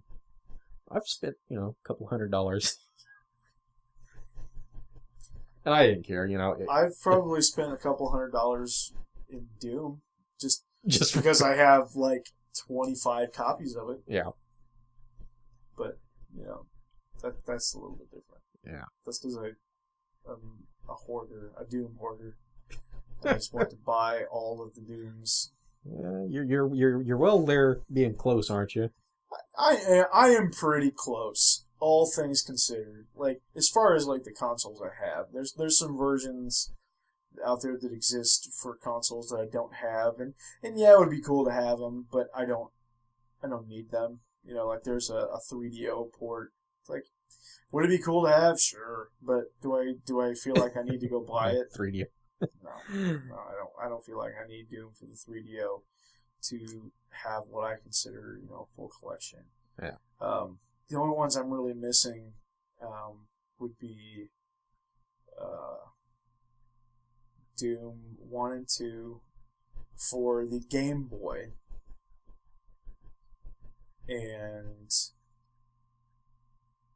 I still would like to get a case and manual for my Saturn Doom, and I would like to get boxes for my Super Nintendo Jaguar 32X, but those are just peripheral boxes. I'd like to have them. I'd like to have them complete, but it's not a big deal. It's not really a thing. And then I think that's pretty close to it. I mean, obviously, I'd like to have like big box PC versions of Doom 1 and 2. That'd be great.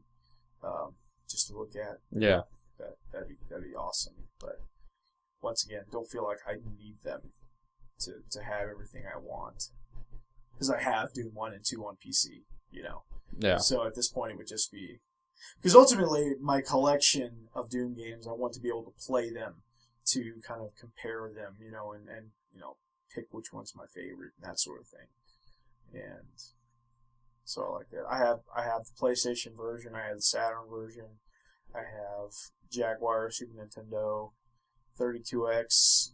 I have the BFG edition on Doom 3 BFG edition on 360 and PlayStation 3. I might want in the future the BFG edition on PC. That would be nice to have kind of a definitive collection on PC. Also, although I don't think I would ever play Doom 3 on PC. Have you heard any more about your new Doom? Nope. Tight lip, folks, over there. Tight lip. I think we talked about it briefly before, but there was the kind of preview, the official announcement and stuff at QuakeCon this year, but there's no cameras allowed. And everybody, people could kind of explain what they saw if they were there, but they weren't allowed to take pictures. They weren't allowed to do anything, So it's kind of hush-hush. The only people that know anything are the people involved, or if you were at QuakeCon and you sat in on the presentation. Huh. And it's all stuck in your brain. I'll be damned. Yeah. That's kind of surprising. Yeah, it is, but it isn't. Of course, it adds to the hype, so when they do finally release something, for the general public to see, it will be hopefully really good. They released a CG trailer, at E3 this year, and the CG trailer shows nothing. It shows is like a lady's voice talking, and you see like a cyber demon like powering up, but it's clearly I don't think it's in game. Like it's just CG. Right. It's just a CG animation. But it was enough to get the hype train rolling for me. And I tried to go to QuakeCon this year. I tried, but it just wasn't in the cards money-wise. Because we're not too far from QuakeCon. It takes place in Dallas. We're not that far. We're really not that far from Dallas. We're probably less than 10 hours from Dallas on the road. Yeah. Not flying, just driving.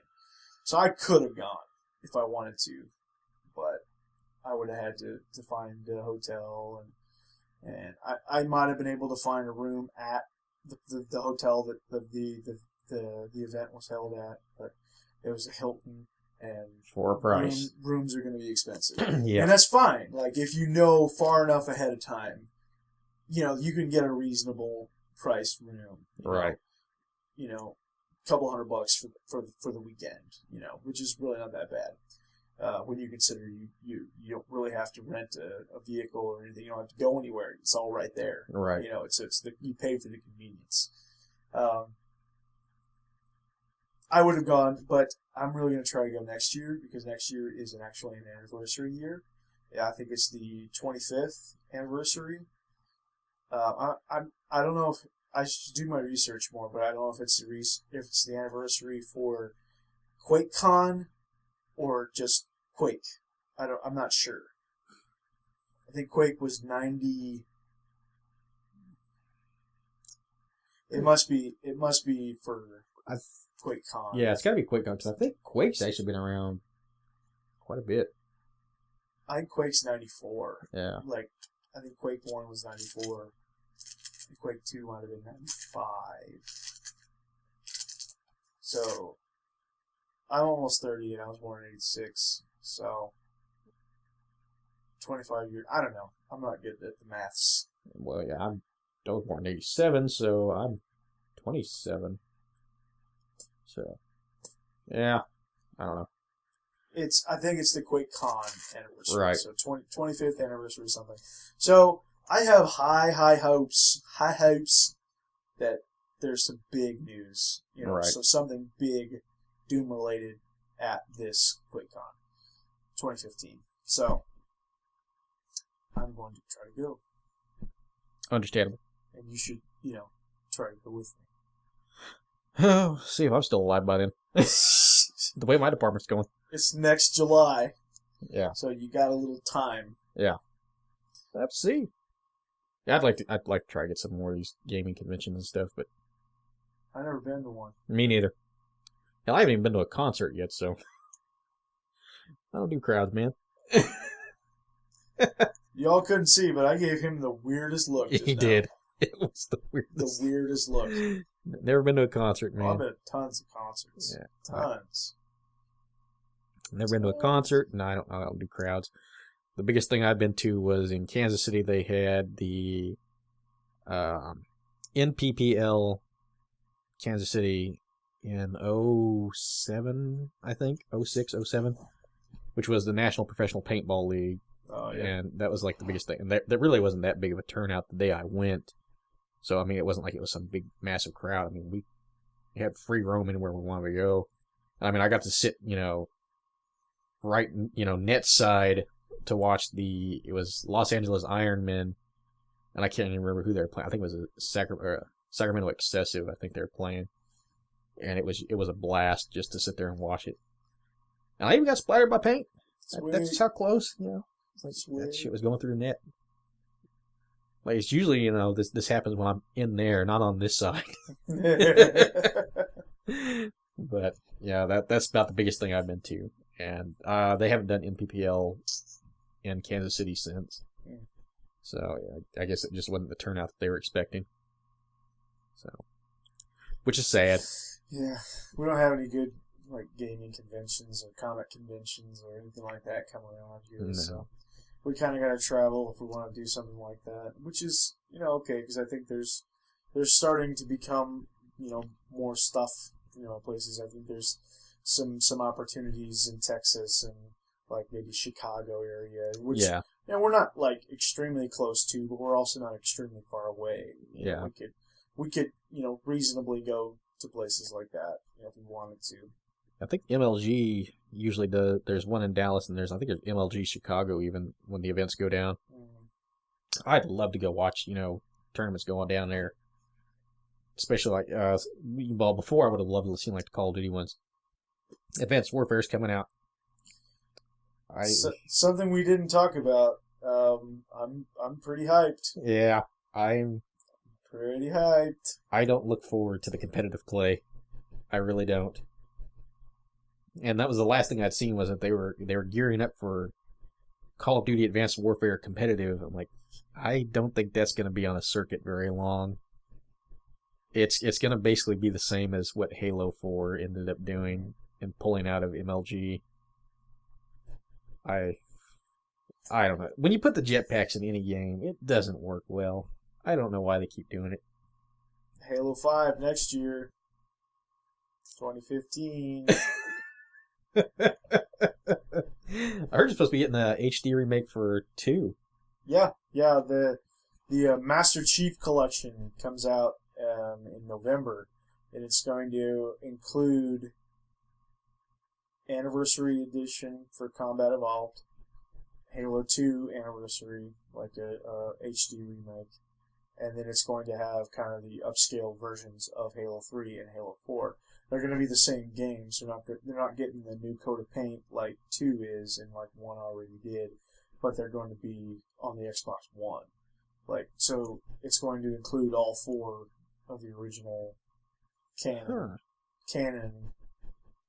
Halo games. It's not going to include Reach or ODST, which is a shame because I love both of those games so much. So it's a shame that they're kind of getting the shaft, especially ODST. ODST so good. ODST looked like it had probably the best story. Oh man, have you played ODST?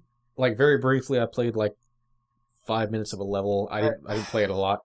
I know how you feel about Halo, but I honestly think, just for experience sake, you should probably play ODST because it is so different from standard Halo, all while being still kind of Halo. Yeah. It's weird. I mean, the lore and, the orbital drops, Spartans or whatever, the orbital drop, what was that? Shock troops. Shock troops, yeah. That whole, lore behind them, that's fucking amazing. It really is. Like, it is such a black sheep of a game, like, in the Halo fandom. Nobody talks about ODST except a few people, but those people that talk about it are obsessed with it, and I'm one of them. Yeah. I was not a believer before I played the game. I played the game, people almost twisting my arm to play this game, and I played it, and I'm like, holy hell. Yeah, I mean, it looked pretty good, story-wise. I thought it was looking better than, the actual Halo. Yeah. And it just... It's so different. Like, it's hard to explain, but, like, your character, for one, you're not a Spartan. Right. You're a human. You are a regular guy. You're wearing armor and a helmet and stuff still, but you're not. You don't have this super high space jump. You take damage like a person would. You die quickly. Yeah. And it plays like a stealth game. Like you could in a lot of sections avoid contact with the enemies. Because it's not... Some segments is required to kill everything in the area. But for a lot of things, it's not. And you can sneak in and out. You're, like, wandering around this city, and all the while you're picking up these, like, audio logs that are, like... The story in the audio logs has nothing to do with the story of the character that you're unlocking. But it's giving you, like, some... Like, a whole storyline of these other characters that aren't even really in the game. Like from the vantage point of a civilian who is experiencing the Covenant invasion as it's happening. Right. So like the pandemonium, the chaos of people, and it's really brilliantly told. All the while, you're playing through the character. Your character's a nameless character who's quiet, you don't speak. But you're also finding clues as to what happened to you and why your troops got separated. Like, why you and, like, the 4 other people get separated. And then you have, like, you find an item, like a piece, like a gun or like a piece of something. You like, pick it up and look at it, and then it'll flash back to a scene where you're playing as the rest of the group that, this ODST group, not the main character. The main character's still separated from them, and it'll play through an actual Halo-style mission where you're fighting Covenant, and it will go all the way to how that piece of whatever it was you picked up got to that position. Like, so it's really kind of an odd experience, and it's really, really well done. Yeah, because I can remember when it came out, the big deal was that suppressed SMG gun that they had, and it was kind of like stealth on it. Mm-hmm. But then they kind of abandoned that and showcasing that it was almost a different game, and it just went straight to fire teams, the big thing. Yeah, and I was like, oh god. So that turned me off. Because then you just got thinking it's just another Halo game. And then I heard that the multiplayer wasn't even a new multiplayer. It wasn't new at all. It was just 3. It was literally 3. So it was just like, eh. That made some people mad. And admittedly, that made me mad when I bought it first. Yeah. Because I actually bought it several years ago thinking, all right, new Halo game. Put it in, same exact multiplayer as Halo 3. I took it back. I returned it. And I kick myself now, of course, because I then had to go and buy it again later on. And but I don't regret the second purchase because I played it this time, and it's brilliant. It's really good. Yeah, but I played it 5 minutes in passing, at one friend's house. Yeah. It's not so different that if you hate Halo, if you just fundamentally do not like Halo, you're probably not going to like it. It's not so different that it is an all-new experience. Yeah. It's still Halo. but it's different enough that if you were bored with it, like bored with the Master Chief stuff, and I know how much you despise Halo 3 as, for whatever, for reasons.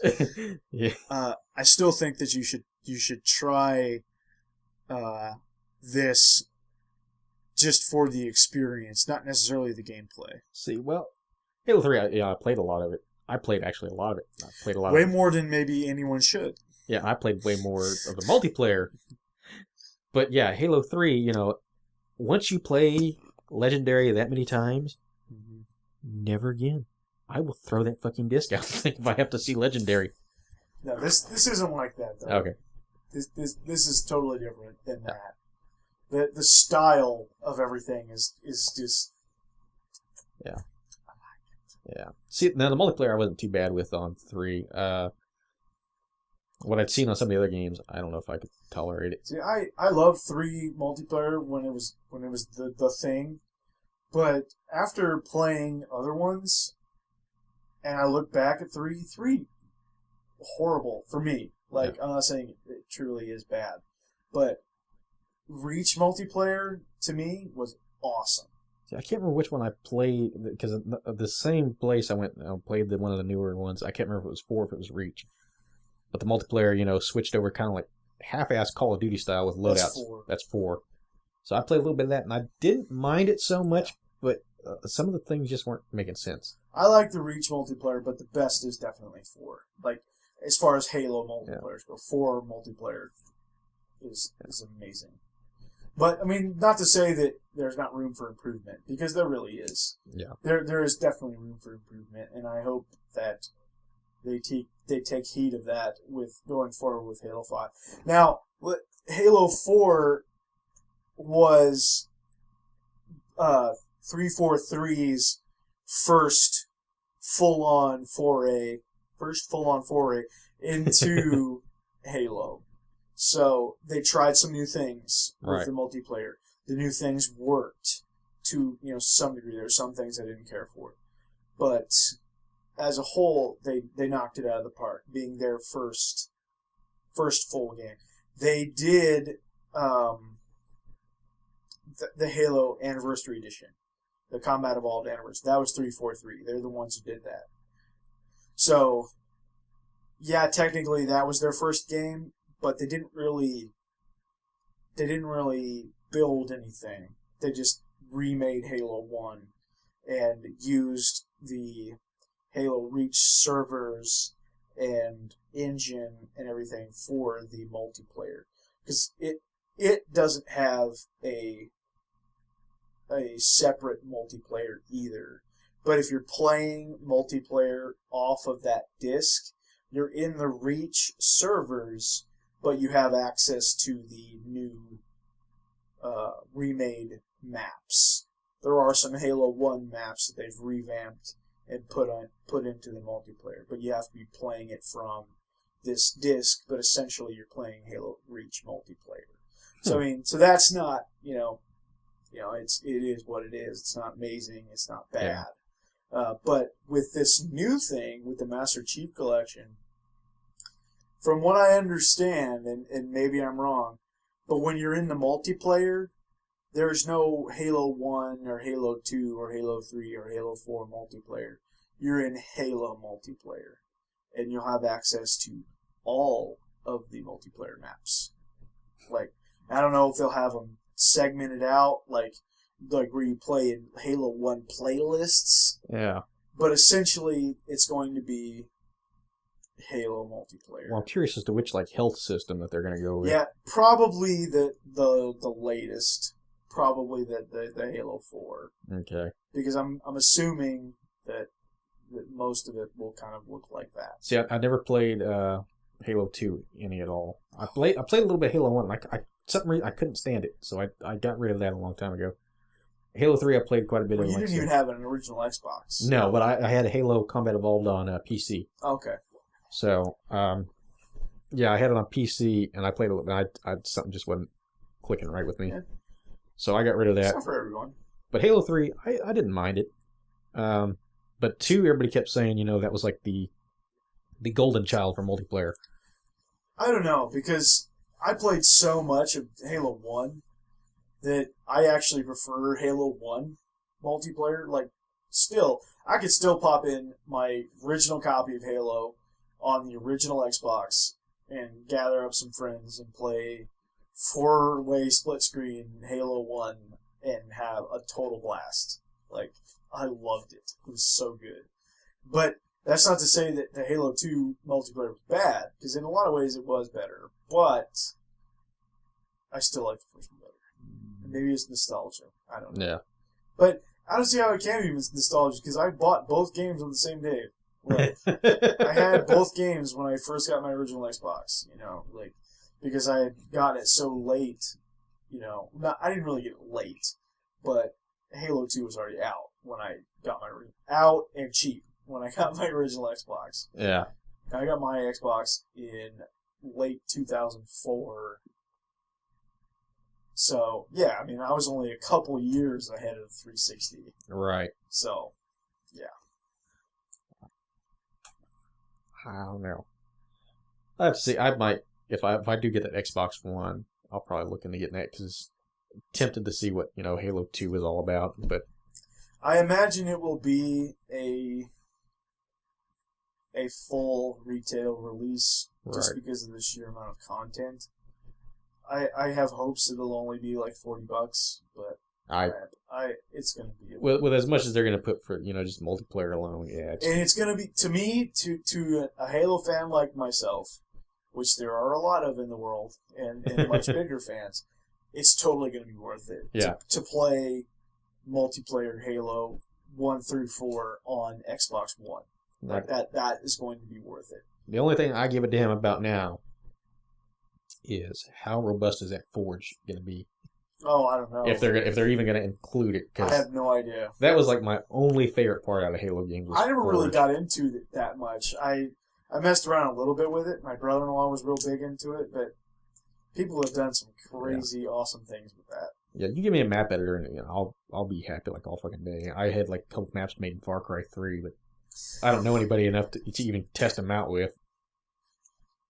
That was the cool thing about Far Cry 3, was that like you could actually submit it, and they would put it in playlists. Yeah. And then users could rank them, and then they could be put into higher tier playlists, or like a silver level or whatever. Where these these maps were, approved by a lot of people. These are good maps. Yeah. And you got gold maps, that were really good. Handpicked by Ubisoft employees, Yeah. It breaks my heart with that too, that multiplayer got like no love. Unrealized. I mean, even when the game was fresh and new, there was nobody playing multiplayer. It was just everybody bought it just for single player. And that was one of the cases where the multiplayer was truly very good. Yeah. But it was just completely unrealized. Right. And then some games are just damned anyway. Like, the game just is not good. Right. And they have a really ambitious multiplayer that no one plays because the game is just bad. Far Cry 3, if I remember right, that came out about the same time as Black Ops 2. Yep. And unfortunately, that's what a lot of games suffer from. Yeah. They come out near other games. Yeah. And the bad thing with that, well, with me personally, I played a shit ton more Far Cry 3 multiplayer at that time than I did Black Ops 2. You didn't like Black Ops 2. I did. Now, granted, after Ghost came out, I went back, Black Ops 2 pretty damn good game. Yeah, but Modern Warfare is still... Oh, God, yes. Better all around. I don't even care which Modern Warfare. I'll throw them in and just play the shit out of them. Yeah, 1 was Modern Warfare 1. I love that game. Wow. And 2, I don't know, 3, I really enjoyed 3. And I never got online with 3. Never got online with 3. But I got online a lot with 2. 2 is freaking amazing. And to set it like competitively, Modern Warfare 3, they say is like the worst Call of Duty game. What? I thought it was great. I mean, the respawn was, still wonky, but I mean, it was better than what I'd ever experienced in any of Black Ops. And I admittedly still haven't played any of Black Ops 1. Well, I take it back. I might have logged on a few matches online with Black Ops. I played a lot of Black Ops 2 online because I actually bought that, but I just got Black Ops like this year. I picked it up locally. I played quite a bit of Black Ops actually. The first one, it was alright. It's alright. I loved that stakeout shotgun. I'd use that fucker all the time, but that and the MP5K. You got nothing. You got nothing. I'll run those guns like all the time, but Black Ops 1 was okay, but I really didn't want to see Treyarch again. I was like, okay, you did good there. Let it be. And then here they came back with 2. And then Ghost comes out, and that's technically Raven. No, I'm not going to be bullshit. That's not Sledgehammer. That's Raven. Well, Sledgehammer's the one that's doing advanced. Yeah. And see, that's why I'm kind of like, maybe they'll save it. And then what's funny about that is I actually really liked Ghosts. Yeah. But I love Raven Software. Right. And don't get me wrong, I don't completely despise it. I mean, it's fun for, just jumping in and playing multiplayer. Competitively, I can't stand to watch that. I can't stand to play competitive in that. It's just, everything about it is just horrible competitively. I don't like it. So, but, the maps... I liked Squads. Squads was fun. Now that, Blitz. Yeah, Blitz was awesome too. That was about the only thing I really enjoyed playing. Blitz was awesome. Blitz was a way for me to enjoy like a domination type game. Right. I like domination, but I'm too impatient for it. See. Now, usually that's my bread and butter. I'll play domination all day, every day. This game's domination, where they made an improvement with neutralizing the flag. Fucking great. Awesome. You put domination on the biggest fucking maps possible. Yeah. Yeah. That was the problem. Definitely. Flags were too far apart. You couldn't get to them fast enough. I mean, I could go domination games without seeing another fucking player. Yeah. Same team or different. Yeah. It's just... Blitz was much better. A lot of those maps, I could show you where they could have like cut the seam and it would have been perfect maps. Like two different maps. Yeah, or even if just. Well, there was some that like, I guess I don't know if you played domination on these, but like the landscape would change. Right. Like if certain things happened, the landscape would change, and. Well, one of the best maps that they got is one of the smallest ones was that Strike Zone. It was a little ballpark stadium area, and everybody says it was a reskin of one of the Modern Warfare 3 ones, but I really couldn't see it, but that's beside the point. The map, it's so as it is until you get the that KD or whatever the fuck they call it, their nuke. Yeah. And it changes the landscape. Once it's changed, that map is fucking amazing. Yeah. I love that map once it's changed. But it's so rare to get it. Because, I mean, you got to get the KD or whatever it's called. Yeah. Or, somebody's got to get it. And then by that time, usually you only got like a minute left in the game anyway. Yeah. It's like, this is the map I want to play on. Yeah. Fuck it, the first, give me this part of the map. I love that part. But I'll play Strike Zone a lot just because it's the smallest map. And it's the most fun to play. Yeah. Just because of that fact. And then they've got the one that's some kind of like missile factory silo or some shit. I don't know. It's a pretty good map. Otherwise, everything else, I can't really stand. It's been a while since I played it, actually, because I gave my copy to my brother-in-law, and he went and traded it in for the Xbox One version. So I actually don't even have it anymore. Right. Which is fine, because I had already beaten it, and at the time, I didn't have Xbox Live, so I wasn't playing anyway. Right. I was just sitting on the shelf, literally doing nothing. So I was like, yeah, sure, take it. He traded it in and only had to pay like $5 difference, something like that. Like, they just let him trade. Like, the only reason he had to pay was just because the Xbox One version is more expensive than the 360 version, so they just made him pay the difference. I played it when it first came out, and I bought it, basically day one. I bought mine like the first week. Yeah. I had it early. I played it maybe 2-3 weeks, give or take. That disc has not seen the laser since then. When was the last time you returned your Xbox on? It's been a little bit. I mean, I played Dragon's Dogma here not too long back. Oh, yeah. So I mean, it's not okay. It's been like 2 months. I've noticed you've been off the Xbox for a while. So. Well, I let mine my Xbox Live expire. So now that it's being kind of pissy about, well, you can't use this payment method now since it failed. Like, well, fuck you, Xbox. If I had an Xbox One, I'd tell you, Xbox, fuck off. But no. But yeah, I haven't played the Xbox in a while. But yeah, it hadn't seen that laser. I'd like to go back to it at some point. So when I do get a One, technically I already own a game. Right. Technically, because that's essentially my copy for the Xbox One. I might try it again once I get a One, just to see if it is any different. I don't know. But the last time I played it, it was free multiplayer week on PlayStation 4. And it let you go up to like level 10. Really?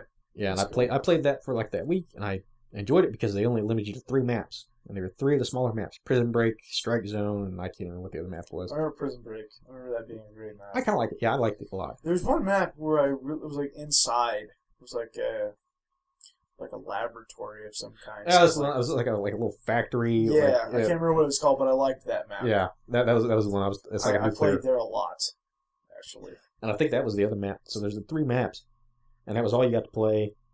And it was either like Team Deathmatch or Domination, but the Domination playlist was usually always empty, so it was Deathmatch. Yeah. Or Team Deathmatch, TDM.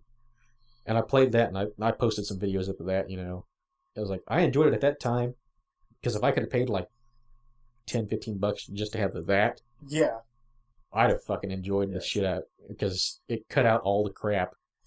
I liked the campaign. I thought it was nice. It was different. It was kind of like it had its moments for me. Like, some people, really shit on it. But, for me, it had its moments, Wasn't anything, like, revolutionary and amazing? No, of course not. It's Call of Duty. Come on. It was it was fun. It was different. It was because it was like a completely over-the-top action. It was almost something like we got used to watching like in the 80s with Arnold Schwarzenegger. Yeah, it was like Arnold meets Michael Bay. It was kind of cool. Yeah, like, so I was like, all right. I mean, I don't know if I want to see like this, like a second game. Yeah. I mean, but if they do though, I mean, if they just do it, handle it a little better, it'll be fine. Like, the story is not so bad that they can't do something more with it if they wanted to. Yes, I mean, it was different. It was fun to see, and I didn't mind the single player. Yeah. But my biggest gripe with single player was that it was so short. Yeah. It was short. And that was my same complaint with Modern Warfare 2 and Modern Warfare 3. As good as they were, they're brilliant. Yeah. They are really brilliant single player campaigns. They should have been one game. Like, those two together should have been one game. The first one, Call of Duty 4, perfect. Perfect length. Perfect game. Yeah. Like, really, such a great game. I fucking love that multiplayer. And multiplayer and single player. Yeah. Like, that game is just, and arguably one of the best missions in all first-person shooters ever. 50 calories. Oh my god, was that mission all gillied up. Yep. Oh, God. Such a good game. But I thought the same thing about 2 and 3. They were so good. Yes. So good. But they should have been one game. They should not have split it up. Because because they did it, it suffered a little bit because it was so short. I'm lucky that I waited until they were all out to play it.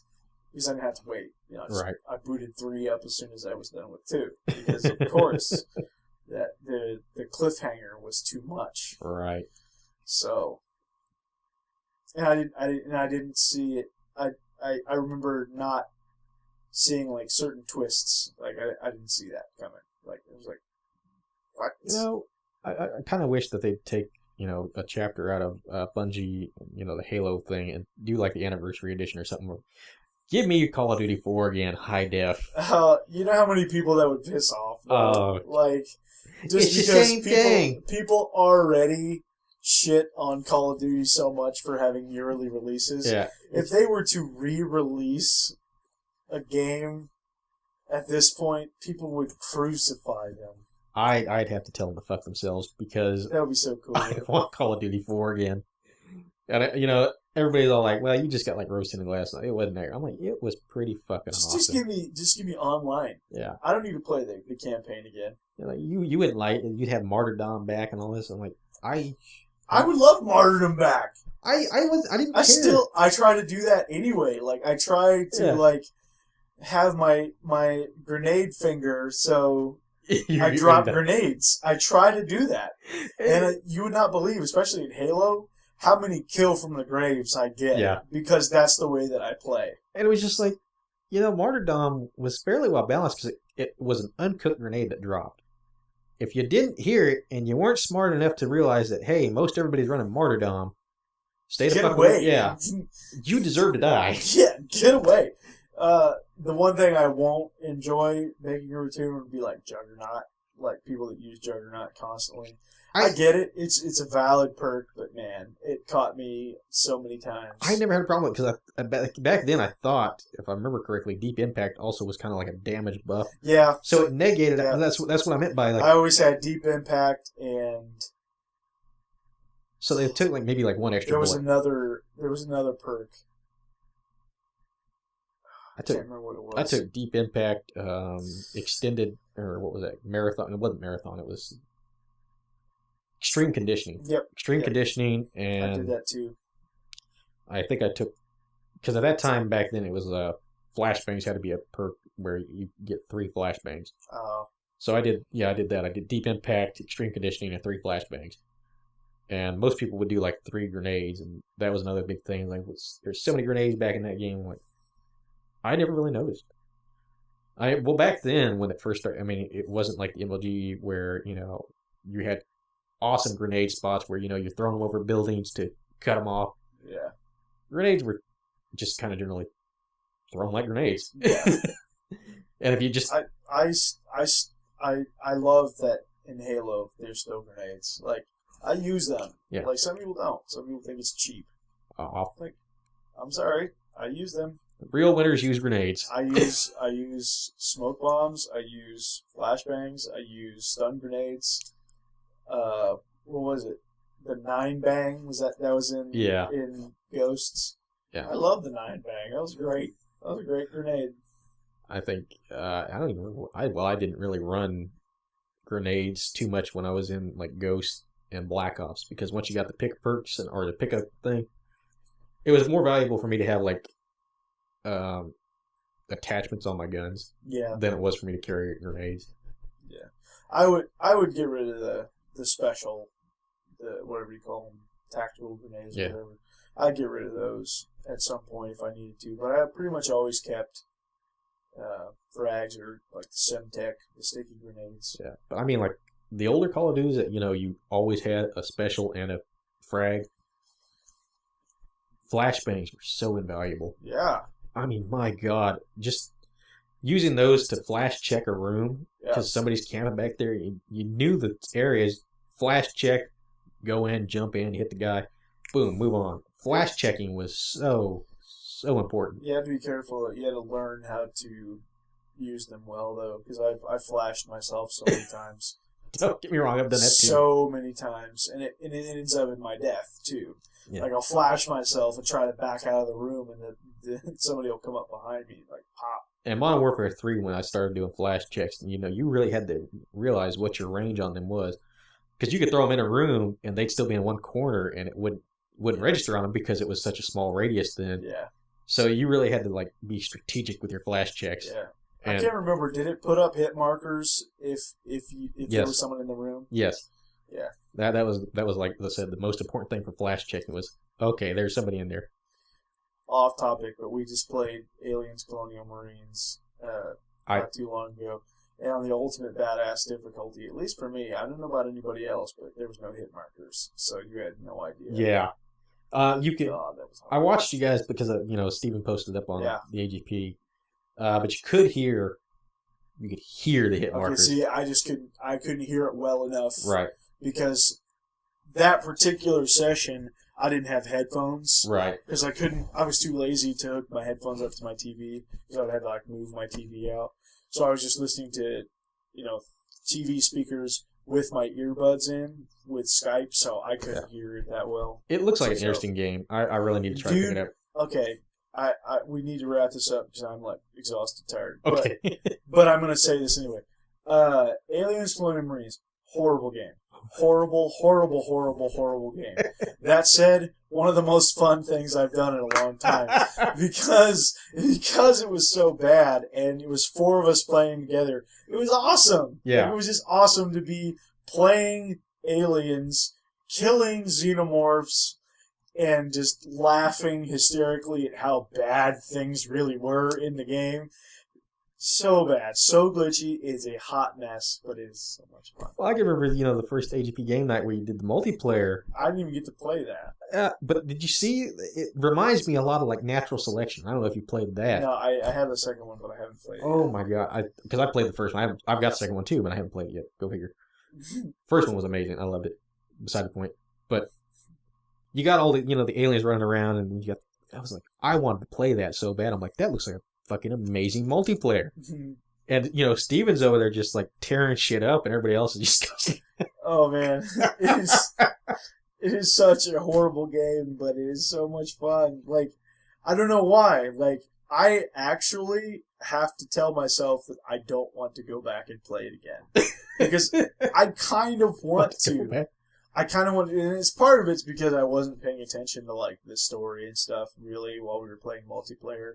So I kind of want to like bump it down to easy and just run through the campaign because like I'm pretty sure solo would be a pretty quick campaign. So I think it would be fun to just run through it, solo, so I can kind of take it all in, as a solo experience also. But oh man, that might make you throw it away. Then I would probably get to a point where I couldn't move on. Right. There was seriously, and I think I talked about it a little bit in that video. There is one boss, like I think it's like the mid boss, like midway through the game, called the Raven, and the only way to kill it is to get in the big loader, the mechanical loader, from the Aliens movie, and kill it that way. There's no amount of bullets that you can put into this thing that would kill it. It just doesn't work. You're supposed to get in this loader in order to kill it.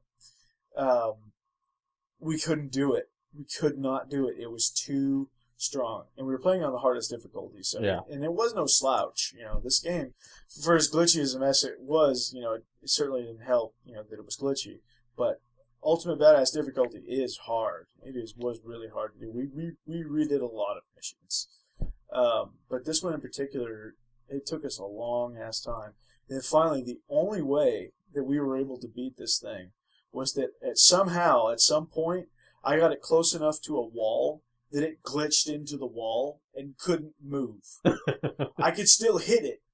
I could see that I was still hitting it and damaging it, but it couldn't get out. And it couldn't hit me.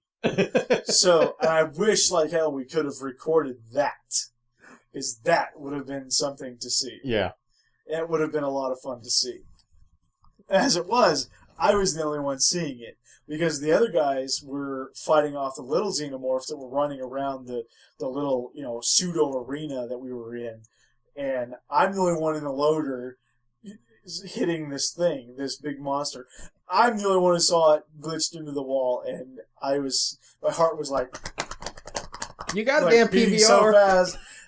No, this was even before I had that. I think. Oh, really? This was early in the spring, but man, it was so crazy, and the whole game was filled with things like that. Oh Lord! These moments where you just had to laugh. Like, did you watch the whole video that he posted? I think I got like up till about 20 minutes before. Okay. Skip to the very end, like the last minute or so, because he tacks on a recording that from a previous session that he just like recorded on his phone. We got to a section like in a sewer, and the Xenos had totally glitched out and were just following us like pets. Like pets. So he tacks that footage on there and puts like some Benny Hill music, like the funny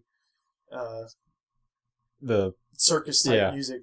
Go on. It's hilarious. Yeah, like, it's just at the very end, you know. Because when I stopped it, you guys, beat the mission. You were getting ready to do the final cutscene. And I was like, well, okay. Yeah, just skip. Just go back and skip. Watch that last little tidbit because it's so hilarious. Because literally, these things are supposed to be trying to kill us. They're just following us around.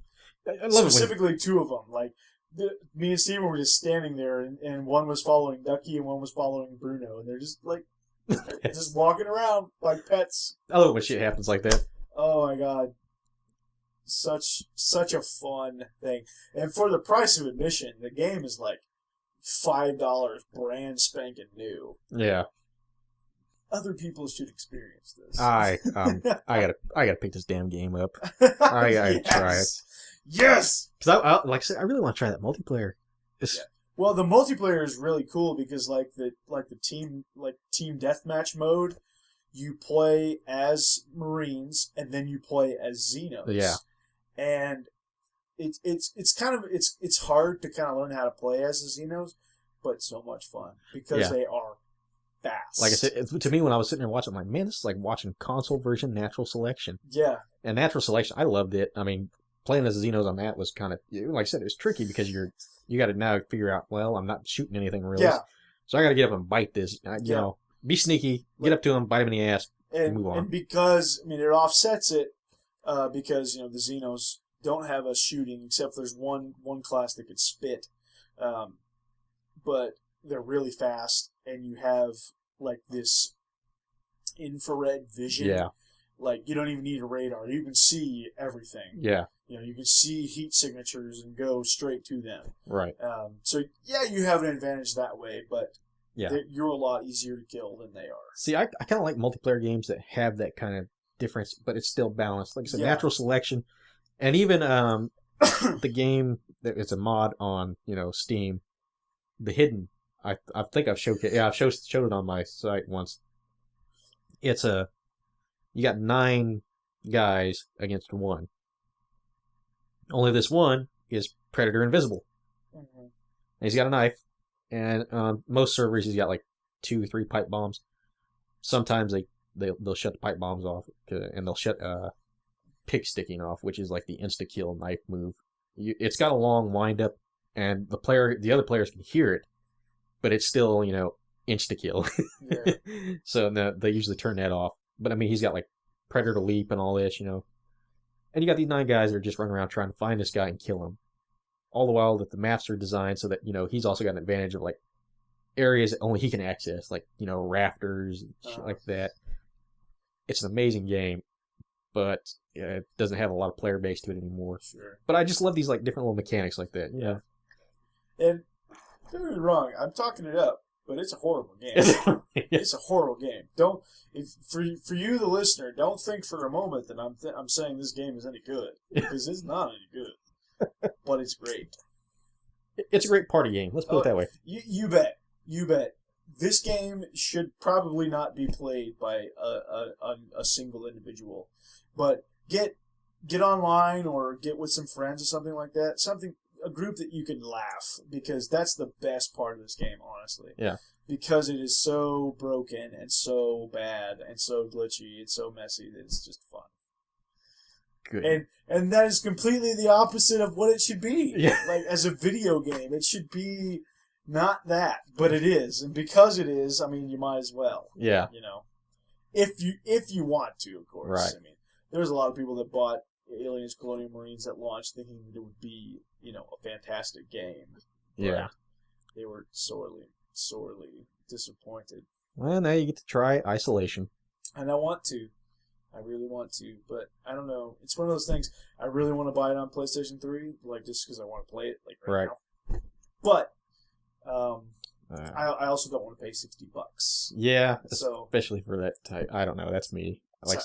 I might wait just because of the price, not because I'm worried about the game, because I think I've heard great reviews and it looks awesome to me. It looks like fun, but I don't want to spend $60 when I'm possibly getting next-gen console fairly soon. If they could give me, like, Aliens, like, Resident Evil style, I'd be down.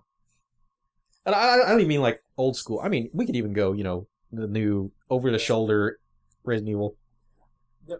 I would gladly take Aliens Colonial Marines if it was the way it Was presented. should have been. Like, it is good enough of a game. Like, you can see the shell of what it could have been if they had not released just a pile of shit game.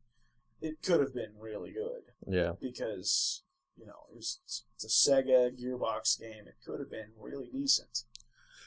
I don't know. Gearbox. I don't know if it's Isn't just because that who makes Borderlands? they make Borderlands. They also did Duke Nukem Forever.